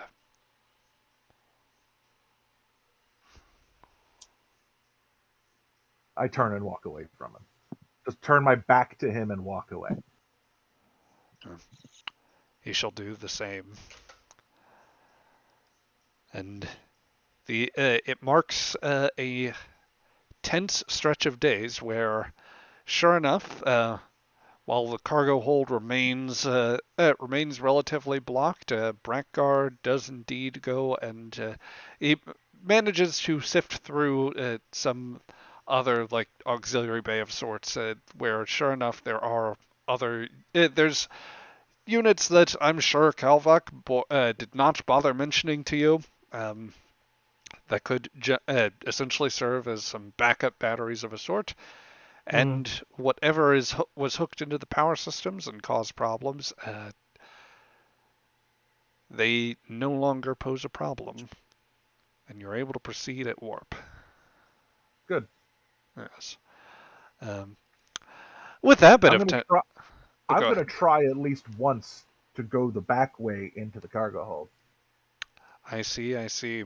Um, would you want to make that in like something near as close as possible to the instant, or would you want to proceed? Wait till you're closer to Klak Delbracht and hopefully with people's guard a little more down.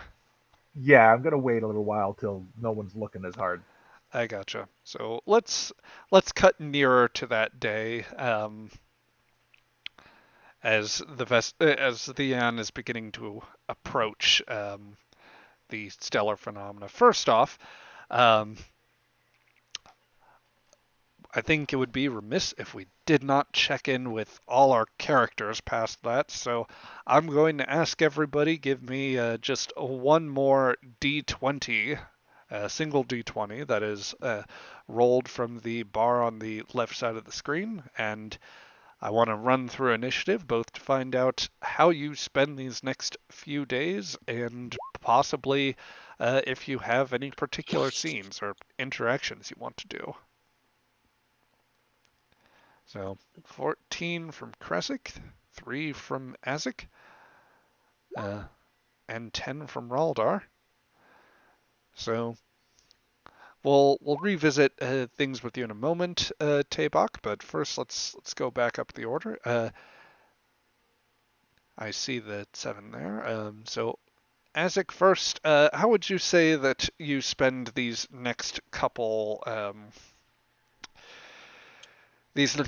days on the ship? So we're back on course then, or are we still hunkered down here for a little while? You're probably hunkered down over the course of a few hours whilst the fault is corrected, and I mean, admittedly, TTRPG was already it already had a fix, but Kal'vak and the one of the Nausicaans goes as far as making further adjustments that seem to negate it from happening again. So we're cutting ahead to a couple days afterwards, where the Anne is like basically warping back towards the towards Klak Delbracht or Klak de Kelbracht. Honestly, I'd just be keep getting used to the system, to the ship systems, tactical systems and stuff like that, and piloting systems, just to make sure that I've got, running the drills, studying, maneuverability and stuff like that. Make sure that we're ready to go in case a battle breaks out again. I see. I will say you did gain a little bit of insight from the orbital maneuvers that you had to do. The Yan's controls are fairly they're a little more responsive than you would have expected. While the Raptor is definitely older than you would have, while the Raptor is an older ship, a lot of the systems have been overhauled in such a way that the maneuverability is slightly improved. So the engines are good and strong. You might even say they are the best stat on this ship.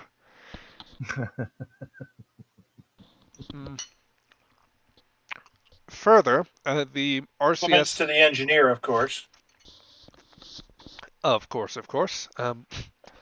Furthermore, the RCS systems, or reaction control systems, so I guess systems is redundant about that,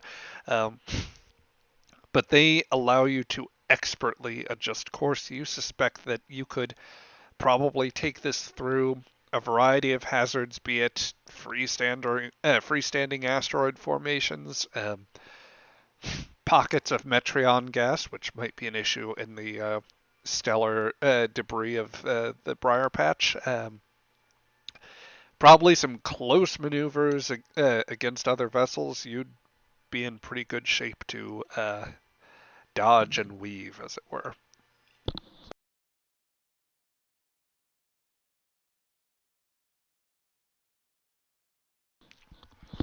Would you want to interact with anybody in particular over these next few days? Honestly, I'm more interested in the ship. Almost along the lines of like we're kind of developing a friendship kind of thing with the. I'm more friends with the ship than I am with the crew. Yes, yes, yes. There is a friendship going on here. Obsessive compulsive kind of thing. Mm, yes. In any case, yeah, you find the maneuver. It is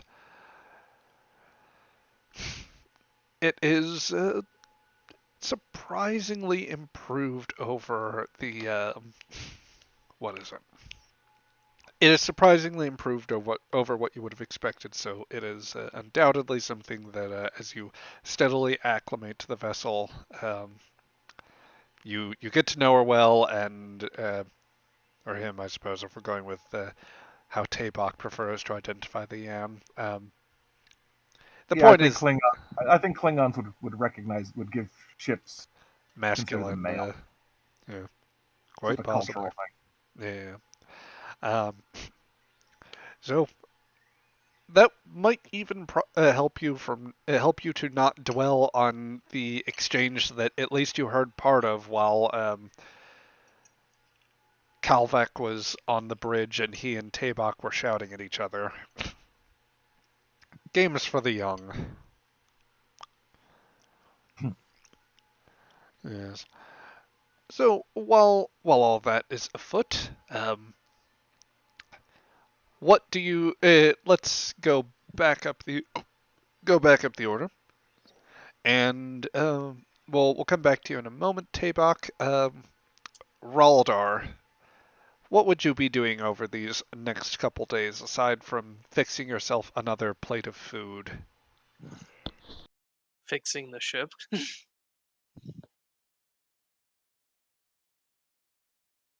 It isn't always about food, especially when it's canned. That's fair. It probably doesn't. The idea of it wouldn't appeal to you necessarily, but there are, of course, very minor things to adjust, recalibrate, and repairs that just show up out of pure necessity over the course of the time, as would be expected with a ship of its age, and of course, whatever other repairs you can make to the vessel along the way that were planned before your departure. Um, all these things and more need doing, and I have no doubt you've gotten in the trenches with it many times setting up for this. Um, is there a particular moment or scene that you would want with any individuals?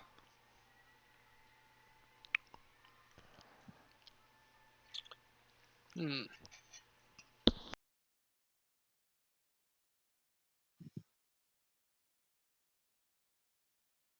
I don't know. Share a meal with my boss, TTRPG. That would indeed be possible. Um, let us give it to, let's say, at some point that day before you reach Clock de Kelbrocht, I will give you the chance to interact. This would be likewise before an attempt in order to do things, but since we'd be bouncing over to Kresic, the scene may not directly carry to anything you wish to do there, TTRPG. But let's set the scene in the mess hall, where the two of you are enjoying, or as much as you can, enjoying a bit of the rations that you have on hand. I would rather eat ration packs, emergency ration packs, than canned gosh. Fair enough.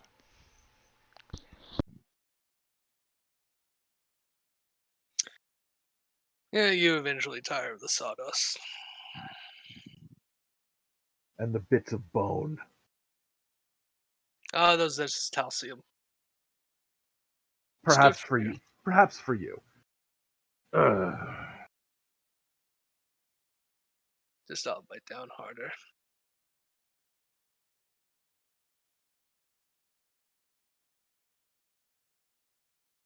What are your thoughts on our captain? He does not conduct himself in a manner befitting a Klingon. No. No, he does not.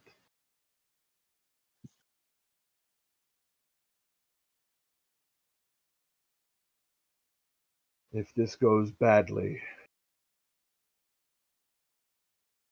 or goes in any manner less than honorable, I will remove him.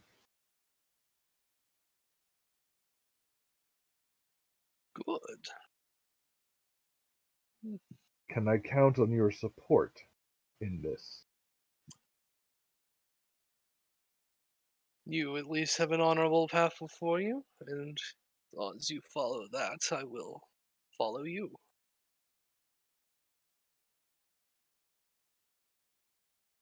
Ah, I cannot eat this. I pretty much just tossed the packet of rations to him and go, I will be in my quarters until my next shift in the engine pit. Very well. Do not eat the cat. This is his standard farewell anymore to Roldar. I would imagine so. Then keep him out of my room. The cat goes anywhere he wants. Don't eat him. We'll see about that when we have real Targ. Yes, we will. That will be an entertaining day. Hmm. And then, go to my quarters. I have things to write. Indeed. So, Yes, in my quarters, I have multiple copies, handwritten, of the Kesha, the what it, in English is translated as the Klingon art of war. You're supposed to learn it best by copying it by hand. I have about 10 copies of it, all written by me. nicely done. All, I'm sure, quite accurate. Yes. But as you tend to your latest draft, what would Kresic be up to in the couple of days after the disaster, or rather the technical difficulties? Yeah, well, good news is for the ship, for everyone in the ship, he didn't get a chance to need to do any work on anybody. But it's been a pretty... Yeah, come again? I was just going to say, I imagine that Woe probably stopped by at least once or twice. Yeah, more than likely. Yeah, more so to chat than anything. Mm-hmm. Maybe and it's out from under a fingernail. From one of those conversations, he decided that he is going to try to talk with this TTRPG fellow. Oh, partially out of curiosity, partially because he still hasn't come to the medbay. Yes, there's not been a whole terrible lot of attendance on that matter. Indeed, outside of Woe, unless your meal hours coincided with anyone, you might have occasionally seen the captain wandering about with what appears to be a bottle of some sort. the smell, the stench of blood wine is strong enough in the air that he's probably not in a mood to engage with you, let alone go in for a physical. The results might be skewed, anyway. Yeah, who knows what would happen if he came into my facilities for a physical. But yes, TTRPG,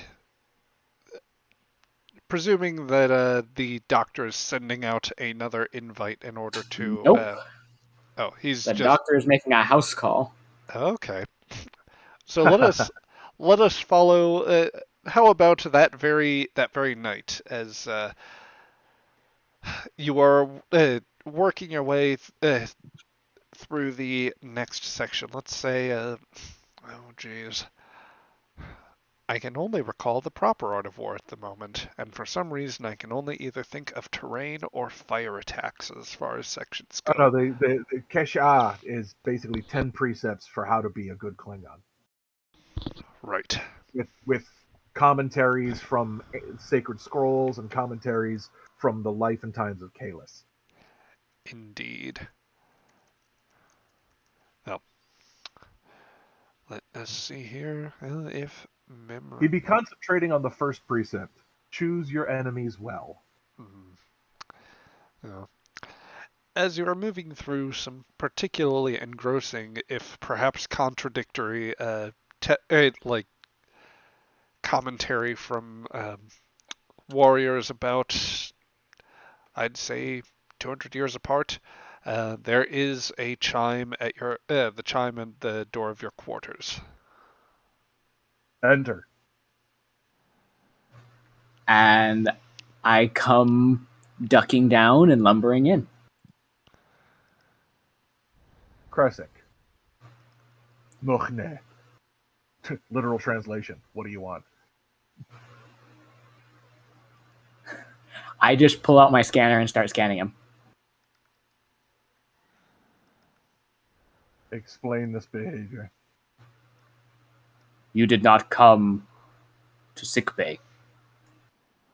So sickbay has come to you. I've been busy.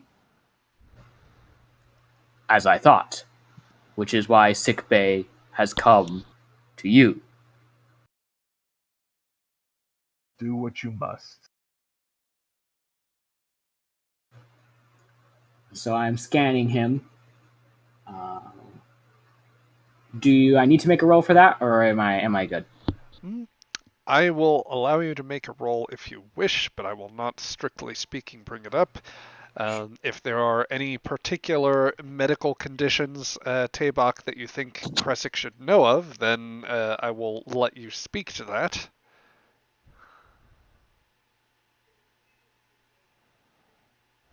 Because I am fine making a roll for it to try and top us off on momentum, potentially. That is true, and that would make it a Reason and Medicine difficulty 1 roll. Xenobiology will definitely apply here. Alrighty. All right. And I see you have rolled 2 successes, so that will give you 1 more point of momentum. And TTRPG, is there anything medical-wise that you think Kresik would notice right away? Anything of... Not that I can think of or be aware of. Okay. And Don't really have anything aside from being a kuha. Just me. Yeah. I would otherwise guess that maybe both him and, for that matter, Raldar probably have just very slightly more radiation exposure than the rest of the crew, but it's within safety norms for a Klingon vessel. It might even be a bit lower.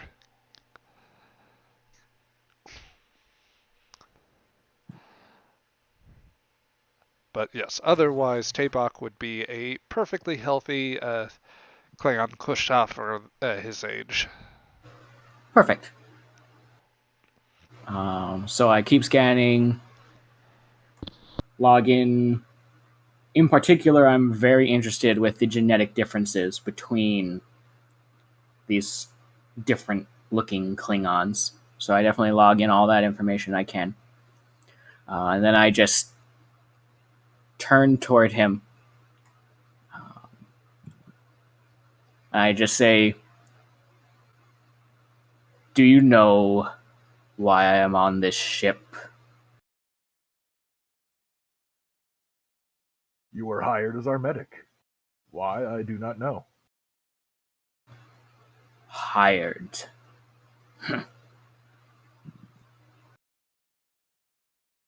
Your captain blackmailed me into joining. He what? Explain this.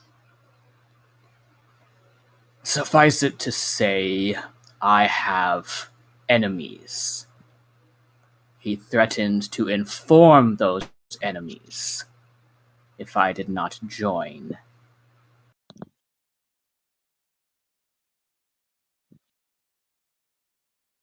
This Patak has no honor. So when will you kill him?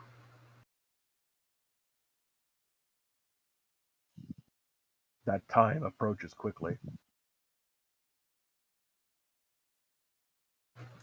What will you need? Support. The Nausicaans are strong. He winces a little bit and like rubs his I don't know if Klingons have a solar plexus, but the equivalent thereof. The solar plex eye, because it's plural. They have multiples. Not everything is plural. The writers want it to be. Yep.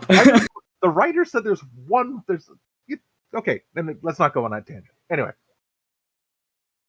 they are strong, and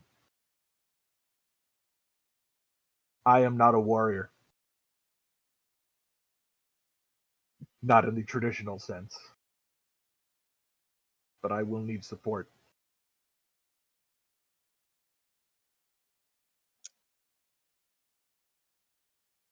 Can I count on you?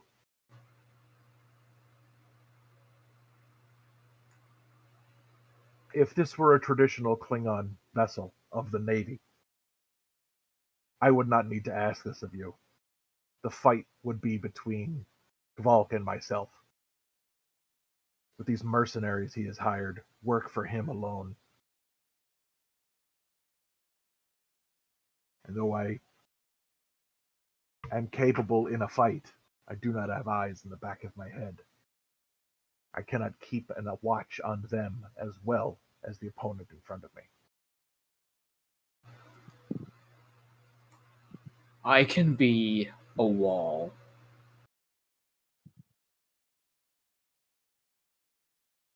But I have a price. And that price is? When this is over, I am free to leave this ship. If that is your wish, yes. I would prefer you stay.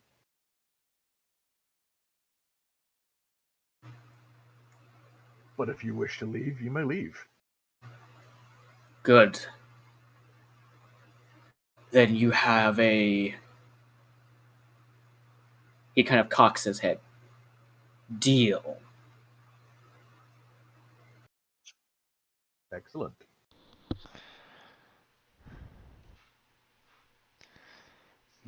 I look forward to piecing you back together when this is over.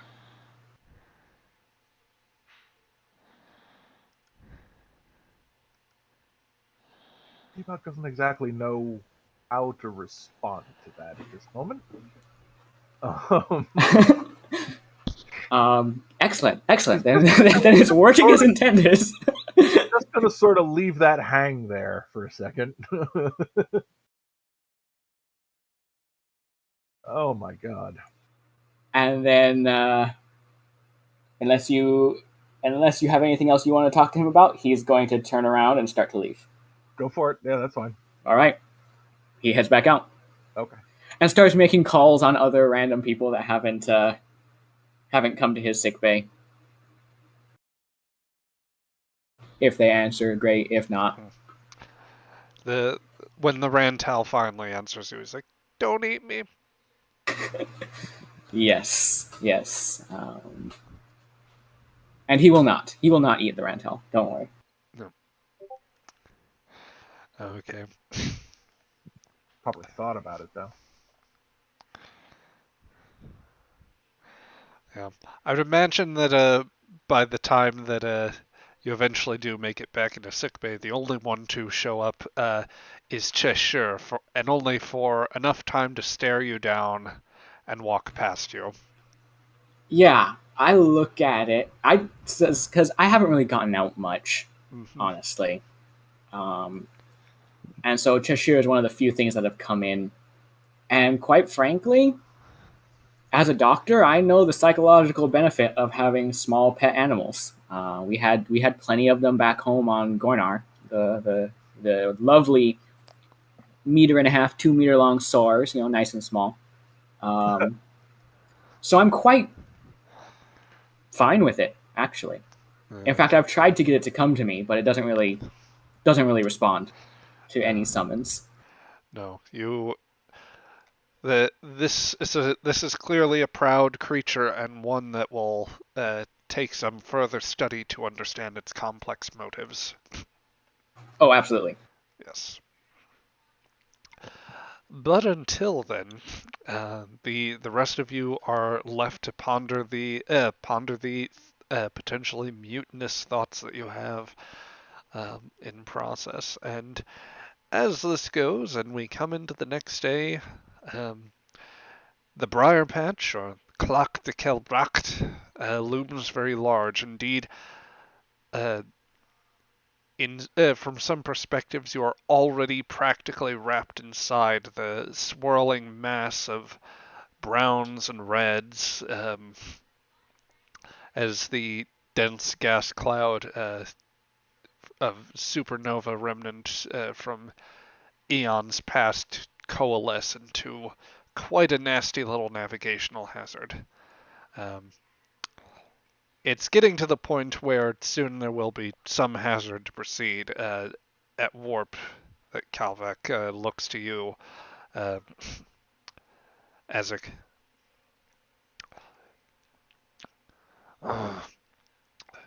he'll actually rise from his. I'm sorry, my sound cut out there. What was going on? Kal'vak is going to get up from his captain's chair. At this point, he probably came in with the bottle and with a fairly large bladed weapon at this point. Slightly spruced up his dress a little bit too. Our rendezvous will take us in very closely. Can you navigate? I knew it. He wears a dress. Ah, damn it! Now I have to toss out a whole character backstory. It's okay. I have a backup plan. I apologize. I'll shut up. Yeah, you're fine. Once we enter the cloud, I need you to sustain as high impulse as possible for as long as possible.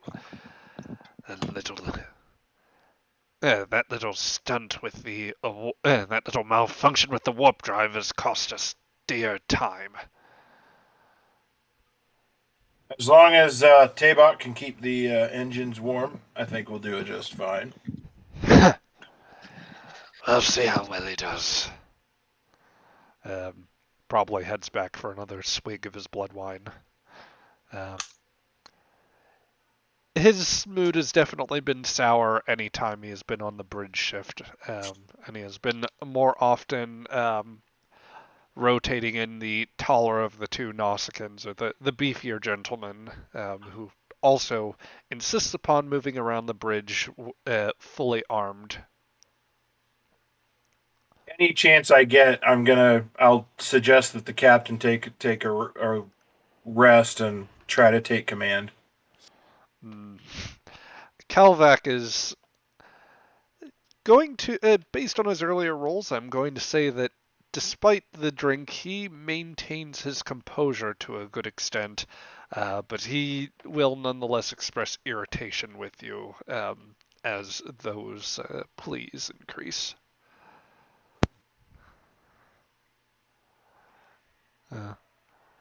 Yes, with that, with some time elapsing, you will begin to enter the cloud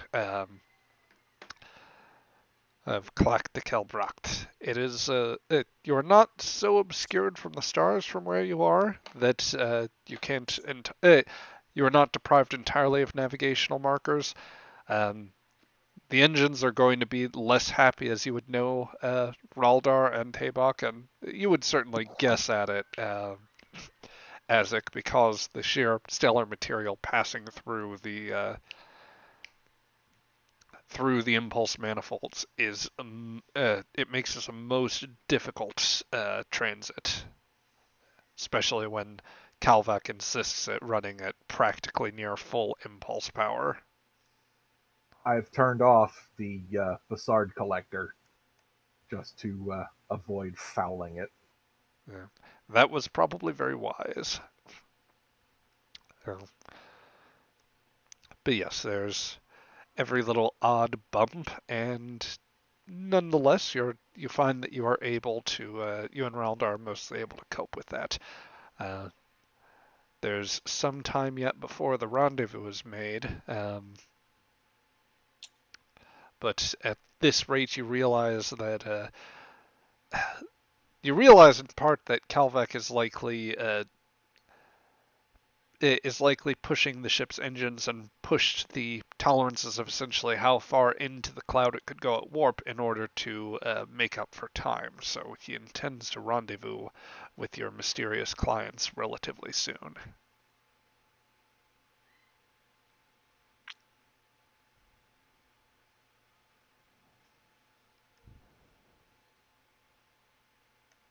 Yeah, Raldar and I are probably busy just trying to keep things from shaking and falling apart because he's pushing us, if not beyond the envelope, then at least to the sticky part.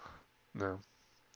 I'll during some of the meal times, I think TTRPG and I should have some discussions on piloting, but basically coordinating between his engineering and my piloting to make sure that we get the most out of the engines without damaging it.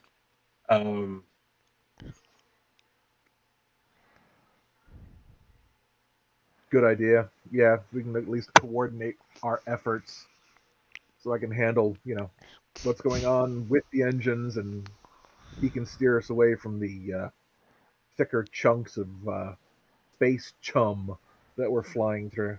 Yes, yes.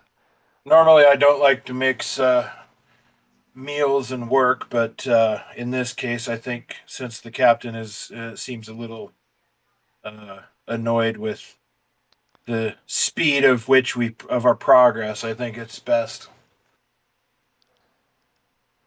Yes, yes.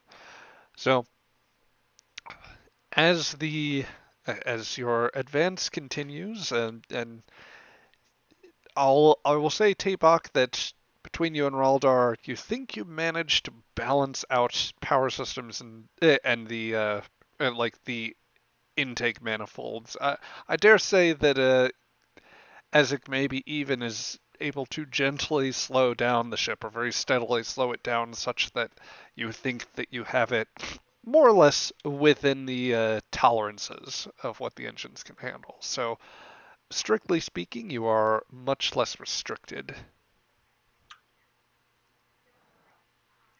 Or you don't need to babysit the engine as much, rather. Good. Then I'm going to take this time to sneak into the back door of the cargo hold. Okay. So, as you... But go ahead, please. I bet they got like a person in a cryopod or something. Don't know. In any case, as you make your way to the area, you find the back door location. There is the cargo bay does seem to be generally locked out at the moment. However, it is a block that would be easy enough for you to bypass. It helps that whichever Nausicaan is on duty to stand watch down here is not in a position to see what you are working at. Now, there's somebody watching the back door into the cargo hold? No. Rather, the Nausicaan is watching he's in the other area where the main corridor. Yes. Okay. So I'm going to ask you for an engineering and daring roll just to, since you're not really under pressure, I will ask you to, you can make that control instead. Ooh, okay. Control and engineering, 2 dice. Yep, and I'll set this to, oh dear, that is all of no successes there. Well, you know what? The beauty of this is that you can make another attempt. But you have to do so under the condition that you must first lightly curse and Klingon under your breath. Cha. There we go. Now you may make another go. There we go. Yep. That will easily be enough to overcome the pattern on the lock. The Missed ship's by 1 digit. Ugh. Yeah. But yes, with that you enter the cargo hold. And what do I see? Well, I'm going to ask you for just one more roll, and I'm going to make this one more easy one. Insight and engineering, if you please.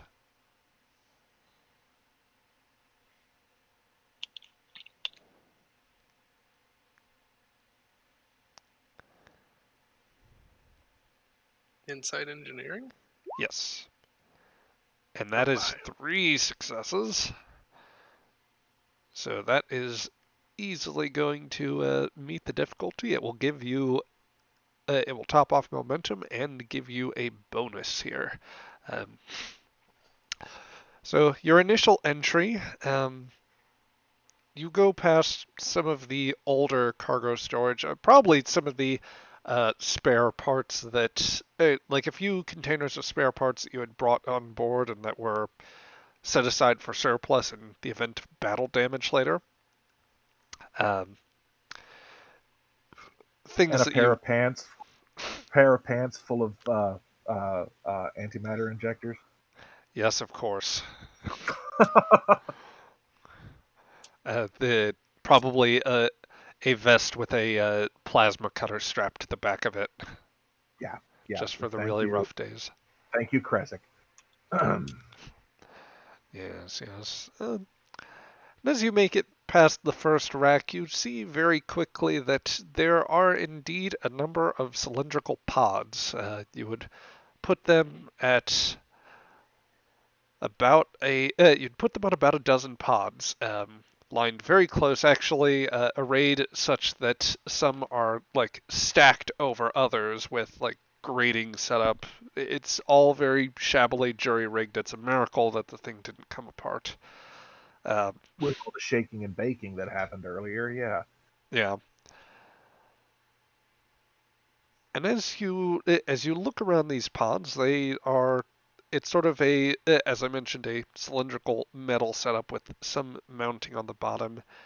They're very narrow, sort of, you would guess either transparent aluminum or plasma glass style windows, something kept somewhat small, but nonetheless partially transparent.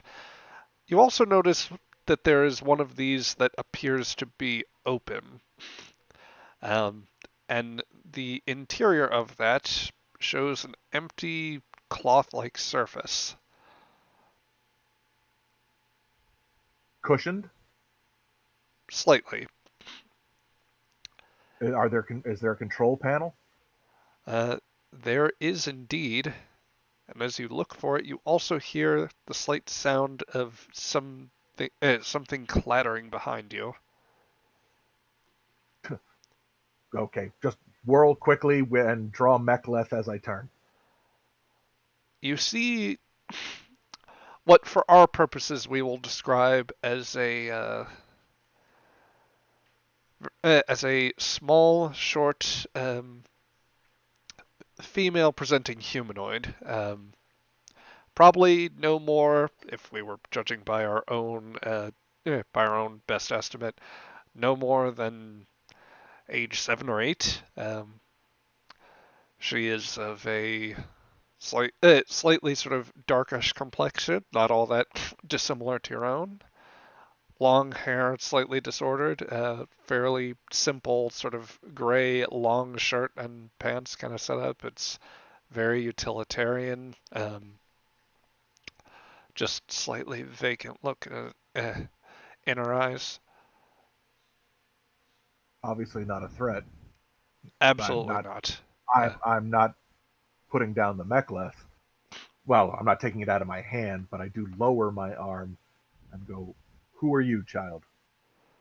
I, I, I, I'm, I'm in a room with not many lights. She's speaking Klingon. She is. What is your name? I, I was. I saw the sunrise just over the ridge.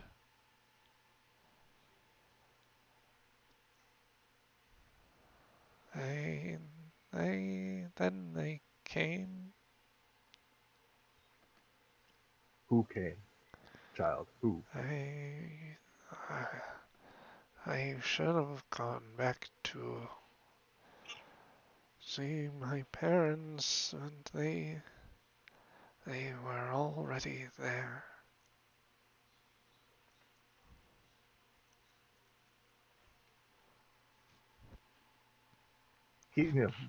Moving slowly. Sort of keeping like half an eye on her. I like take a look at some of the other containers and peer in through the little windows. You see what appear to be similar, like all of them correspond to what you would say are humanoid faces, or if if indeed this is the girl is any indication, and the way that she speaks Klingon in particular, you could guess that they are all very much like you. Koha.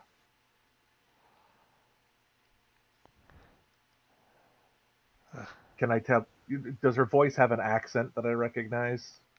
Regional accent. Nothing you would have heard on Guotakor, but it's definitely probably one from an outlying colony.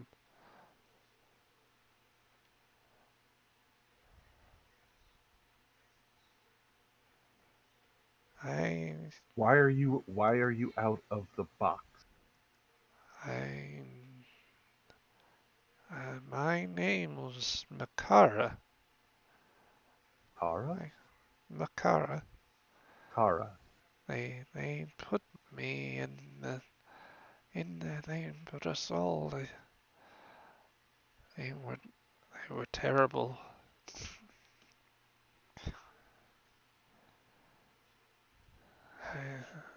And she kind of lists about. Um,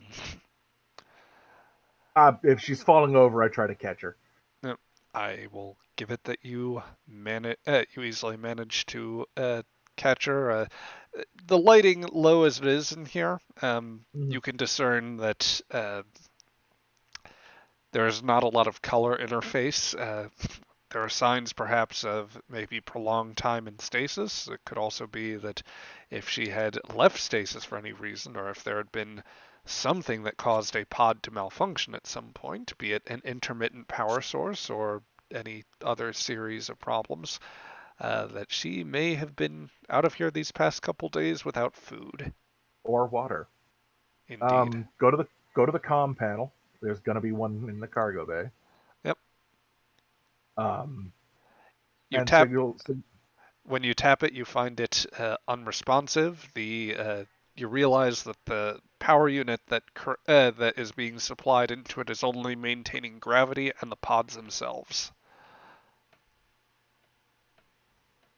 Is the girl unconscious? She is not unconscious, but I say she's. to her, I say, stay here. And I go back out the door I came in. I close it and seal it behind me. Head back to the engine pit and get Raldar. What? The What is time is the time is now. All right. The first thing we must do is the Nausicaan guarding the gate to the cargo hold. Raldar reaches into his coat. He pulls out his disruptor pistol. And I grab mine as well. Don't like walking around with it, but I got it now. Let's go. To start walking down that main corridor, and as soon as he's in sight, shoot his ass. You look down and you see you see it is Brakgar, the Nausicaan gentleman with the mask. He looks down and sees the two of you. Look, I'm not going to try not to take this personally, but they still, Captain still got standing orders. And if you wish to interrupt him with a shot, then Yes. control and security. Yeah, Just yeah, we're blam. just shoot him. Just fucking Shoot him. aim, blam. Oh. And this is again what now? This is a control and security roll with a difficulty of 2. Make sure to take your minor action to aim. Ooh. Okay. Still 2 dice, correct? Correct. Has my stress gone away after all this time? Those 4 I would points I took last say time? I suppose it was worth noting that you did have a bit of a bruise earlier. That's my bad, Doc. But I'm perfectly willing to guess that at some point, precisely from noting those injuries, the doctors seen to it that your stress level went back down, or you yourself probably have regained your composure, and the doctors seen to it that any related unpleasantry from the blow was dealt with. But yeah, So Raldar 2 is dice. Raldar's the quicker draw there, so with 3 damage, 3 successes, that is going to be 1 more than you need. You have floating momentum there. Raldar, first, if you have a disruptor pistol there, or I believe that, had we given you one? I need to double check. Yeah, I have one. Okay, go ahead and roll damage for that. I'll use that floating one for like penetration. Spectacular. So you may ignore 2 resistance that this Nausicaan has. And would I be correct to presume you are going for a lethal blow? Yeah. Okay. That's a lot more dice than I have. Wow. Oh god, that hurts. Yeah. You like Ta'boQ, you're leveling at when you find that Raldar's military training comes into play very quickly, and being that it's from the Imperial fleet, that training dictates maximum disintegration. You vaporize Brakgar on the spot. Well done. All right. Well, let's get to the main deck. I need to see our doctor for a moment. Oh. And then to the bridge. As you make your way there, let me make one quick roll. This would actually be, I suppose, a roll for the ship here, just to fluff things a little bit. Sensors, security. Okay. Lucky for you, there's a defect with the ship's passive internal sensors, possibly one that you yourself engineered. The weapons fire goes undetected. I'm not going to say I didn't. Take credit for it. It's it's fine. Totally, it's not a bug. It's a feature. At this point, yes. Yep. So get to the main deck because there's the ladder gangways are right there. Go right up and check in the medical bay. Is Kresic in there? Yep. The time is now. I just grab some extra hypos, shove them in my bandolier, grab my giant revolver hypo spray that I have with a bunch of preset hypos in it. Put that in. Strap on my disruptor. Head out with him. It's a freaking dart gun. Little duck gun. Yep. And then just head to the bridge because Yep. that's where I know Kalk is. As you make their way there, an unarmed woe is just going to be tailing you very quietly, very casually too. She just figures. She figures it's a get in loser. We're we're staging a mutiny situation, or it doesn't I've been even. wondering where the heck she's been the past couple of days, but it's just been worried about everything else at the moment. Yeah. About the only one who's probably seen her with any regularity is Kresic. Some of it possibly from injury, but partly I would suspect just to chat because you're the only one she properly knows on the ship. She has fleas. Oh no. Got him from the cat. Yes. But anyway, in the minutes before that, as the weapons fire goes undetected, the dividends with the impulse engine pushing the impulse engines have paid off, so to speak, and there's a ping to your sensors, Azik, as a vessel is starting to approach through the clouds.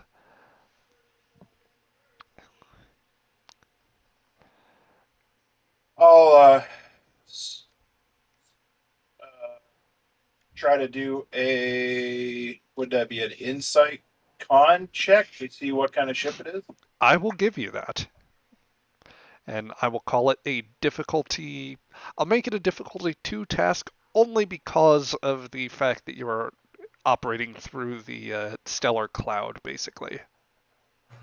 Is this assisted by the ship as well? It is, and I will rule sensors and con would apply. Yes, alternatively, I would grant sensors and science as well.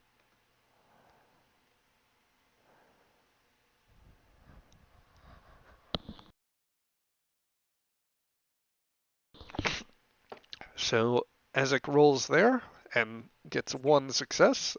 If somebody wants to roll for the ship, that might allow him to fully succeed here.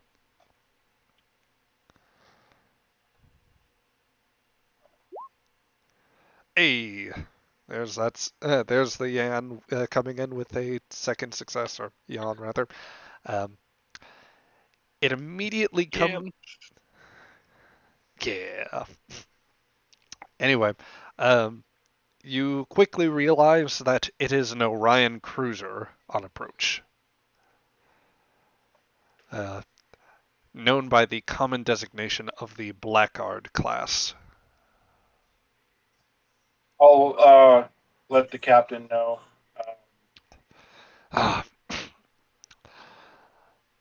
He turns to the Nausicaan, but he turns to the Nausicaan, Kroshoth behind him. Open a channel.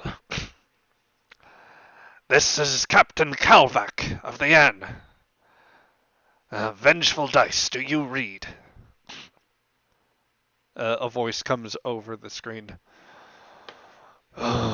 This is Vengeful Dice here. We are preparing to receive your cargo. Very well. Stand by for transport coordinates. He'll close the line, and as this comes to pass, TTRPG, I believe that you have words that need to be said. Who?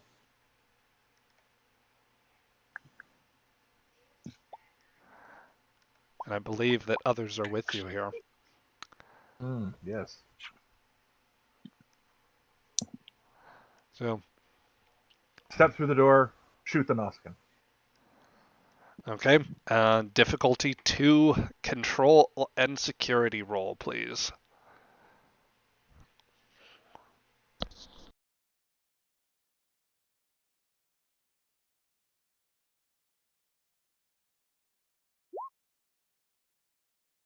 That's a tragedy right there. Yep, Oh. coming through the I'm gonna spend momentum to make that go away. Well, And re-roll that. there isn't specifically a re-roll for a task with momentum, but you can choose to keep the initiative, which you are effectively entering combat now. So you do get to your team can indeed go again. But yes, as you attempt to level the shot, it is. I'd suspect that in order to avoid hitting too much instrumentation, you are going for a precise like headshot and not maximum disintegration. Your blast instead clips the bit of support. bulkhead there. Yeah, the support. The support thing. Okay. Precisely. Hi. Which is enough to at least give Crowshot a shock as he turns around. But as I said, you may spend 2 momentum to keep the initiative and allow him to, or allow one of you to still attack. And I do. All May right. I have this attack, or would you like it, Raldar? What's your security at? 4. If you want it, go ahead. All right. So, I am going to tap my value. My value that I am tapping is... which one do I tap? Become what others need. Because TTRPG said he needed a wall to take care of the Nausicaan, and I am going to do that. So that's going to be an auto crit. Okay. That'll be the and then automatic I'm 2 moving successes. I'm moving in with my unarmed attacks, and so I'm just going to close in on him, and I'm going to try to bite his neck out. Okay, so this is going to be daring and security instead of control and security then. Fitness security for me because of applied force. Yes, of course. So that will be contested against his daring and security. Let's see how he does with that. That is only 1 success. Man, And my personal combat focus works. I will allow you to do that, and I'm just so that he can have a chance here. I'm going to tap his value. All others are weak. He is not having any of this, so he's going to still score. Well, let's see. That's 2 successes, which ties with the auto crit, but not enough against your fitness and security. So you gain 2 more successes.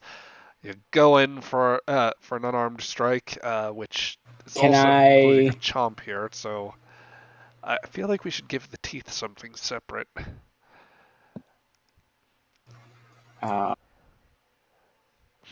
Can I? Because I beat him by 2, so that's 2 momentum. Yes. If you wish to could I spend those 2 rewarding. momentum? Could I spend those 2 momentum to give my attack the vicious modifier since I'm going with my bite? Like a create advantage kind of a thing? I would be prepared to do so, and because this is just indisputably brutal. So, yes, go ahead. Any effects that you score here will also account for a vicious... I'll actually go up to vicious 2 for this. Okay. Oh boy.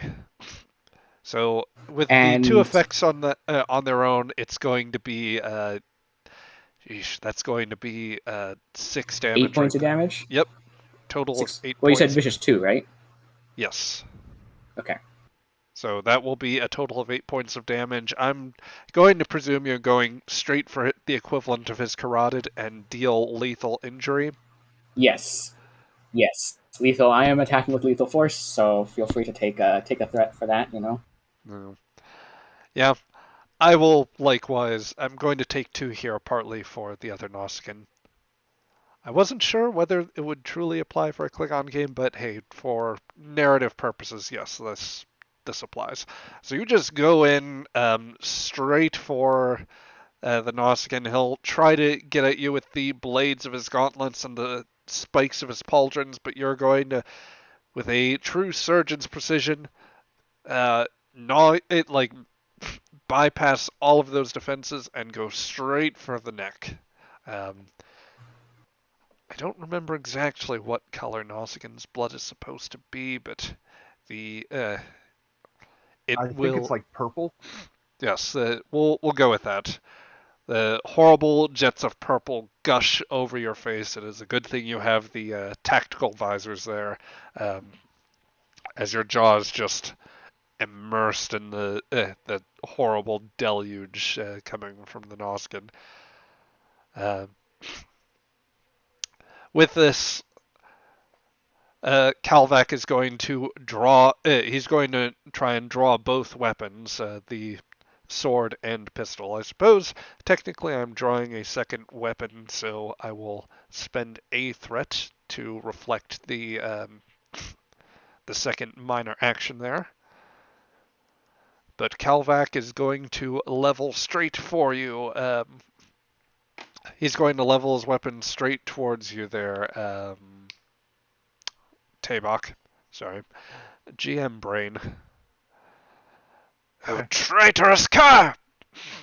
And he is also going to hit a support pylon instead, or the blast will go kind of landing just a ways behind you.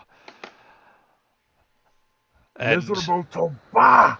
You are selling our children! And I throw the disruptor down and just walk towards him and draw the mek'leth. And seeing this, he will drop the disruptor. He'll drop his own disruptor and just go in with the sword. The initiative is to you, so you may make the first attack. It is a daring and security roll. Yep. Get to use my focus. Daring, security, 2 dice. Oh god, I really hope I hit him. You do have momentum to spend. Yeah, I do. I will spend. Spend 1 to get an extra die. Yeah, I'm gonna spend 1. And here we go.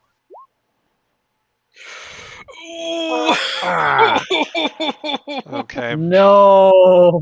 First, I need to see what Kal'vak's doing there, and just for the warrior's spirit here, I'm going to drop a threat, and so that he will be rolling with 3d20s as well. Can I spend a momentum to re-roll that? Oh no. So here's your option. You have technically you've used your point of determination. However, you can get it back technically.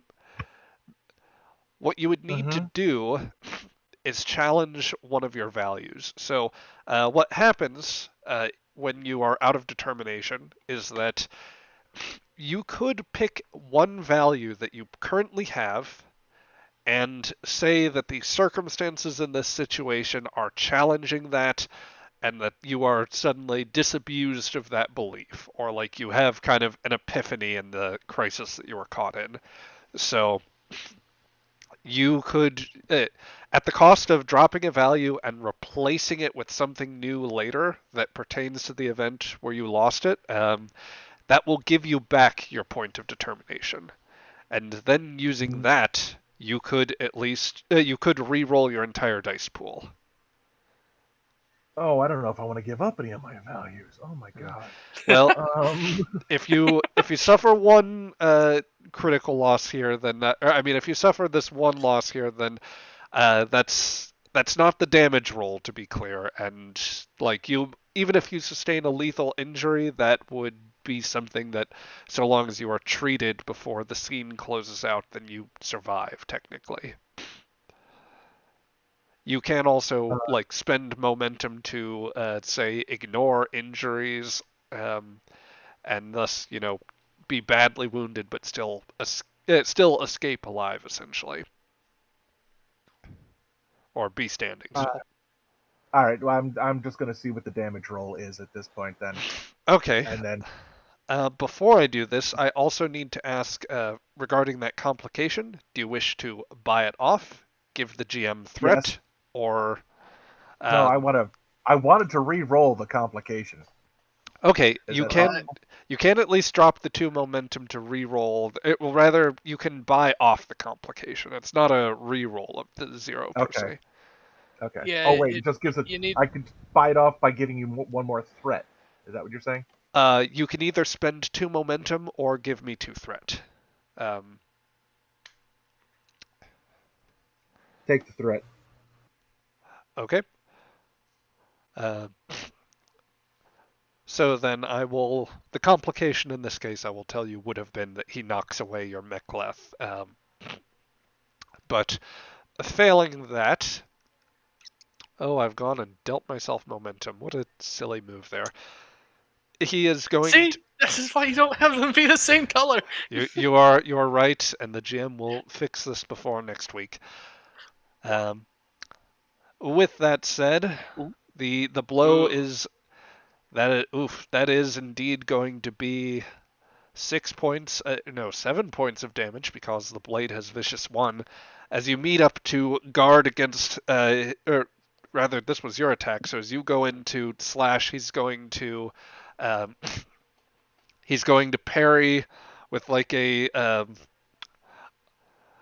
with sort of a reversed hand grip, or like such that it's more of an inverted block. So the hilt of the sword will be high, and the blade will be going like essentially down his body lengthwise. He's going to use the block to basically leverage that point from where he's holding the blade to send like basically maneuver both blades over him and kind of like send you a little bit to the side, and as the blades kind of move out of an immediate place where they can harm him, he's going to slash along your flank viciously. Obviously, this is intended to be a lethal blow, so Yep. unless you can spend a little more momentum in order to buy off the lethal injury, and that will allow you the chance to survive this. How much momentum? It is a cost of 2. Well, you can. Well, if you avoid an injury, you can keep going. Yeah, pretty much. Well, there we go. Yep. Best I can do. So, I don't take the damage, or I have You taken that take stress. the points of stress, but you don't take an injury. Is the crucial distinction. To Okay. clarify, when you take 5 or more points of damage or stress, that is when an injury occurs. If it's non-lethal, then the character's basically prone and unconscious. If it is a lethal injury, then at that point, you're seriously like you are dead at the end of the scene if you don't get treatment. Right. I shouldn't have worn that red shirt today. Probably not. All right. Well, moving along. Okay. That being said, it does go back to Kal'vak, and let's see. He's going to move in and go for another slash here. This time, he's very confident and satisfied with what he is doing, so he will only roll 2 dice. And I accidentally rolled twice, and both of them were incorrect. So let me roll the proper thing there. All right, 2 successes. That's what we'll go with. All right, and I roll as well, correct? Correct. All right. I'm gonna. Yeah. Spend it. He goes for an overhead slash, and you manage to catch his blade with your mek'leths, easily blocking, and you are basically blade locked here. As you stand there, evenly matched in strength, both desperately trying to force the blades, says, What value are there in any of those Kusha down there? I'm sure They the are Orions will find children. plenty to do with them. They are children. point of And, clarification, yeah, they are not all children. But there are they're, enough of them that are. yeah. The ones that I saw were. So. Yep. Yep. All right, so With that, if anyone else wishes to interject at this moment, they may do so. Otherwise, you can let this duel proceed honorably. No, don't worry. I will interject once the duel has concluded between these two. I just move in front of wherever the poor little dude is cowering, probably behind his station now. I just kind of like stand in front of him to make sure that nothing untoward happens to him. He is going to he's just going to squirm like press himself as closely against his console as he can. Also, did I kill that Nausicaan? Okay, I did. You did. Okay. Yep. I was I meaning to mark. I spit his throat meat out because he's not even worth eating. Spectacular. that's old. All right, All I do is just keep the comms static, so the ship that's coming in, all they hear is static, and they can't basically try to conceal what's going on in the ship as best as possible. I gotcha. So, if no one else is acting, then I will give you TTRPG. I'll give you one more move here. Okay, well, I'm gonna spend that last one, Okay. and please don't let me miss. I Ooh, didn't miss nice. Let's see.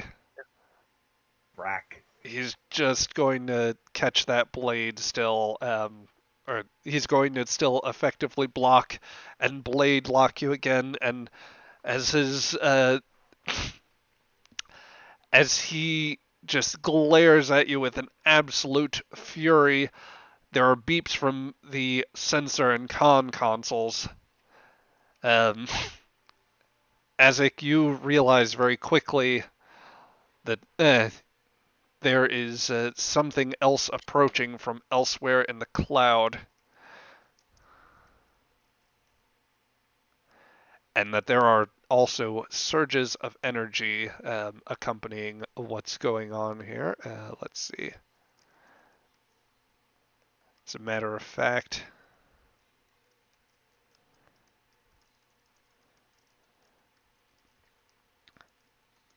this should actually be accompanied with a dice roll. So stand by.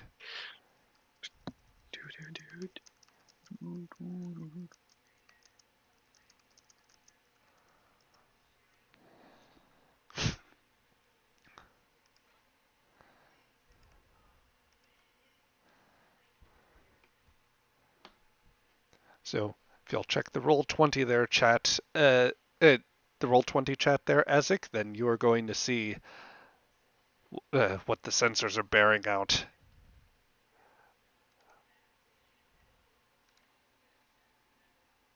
Okay.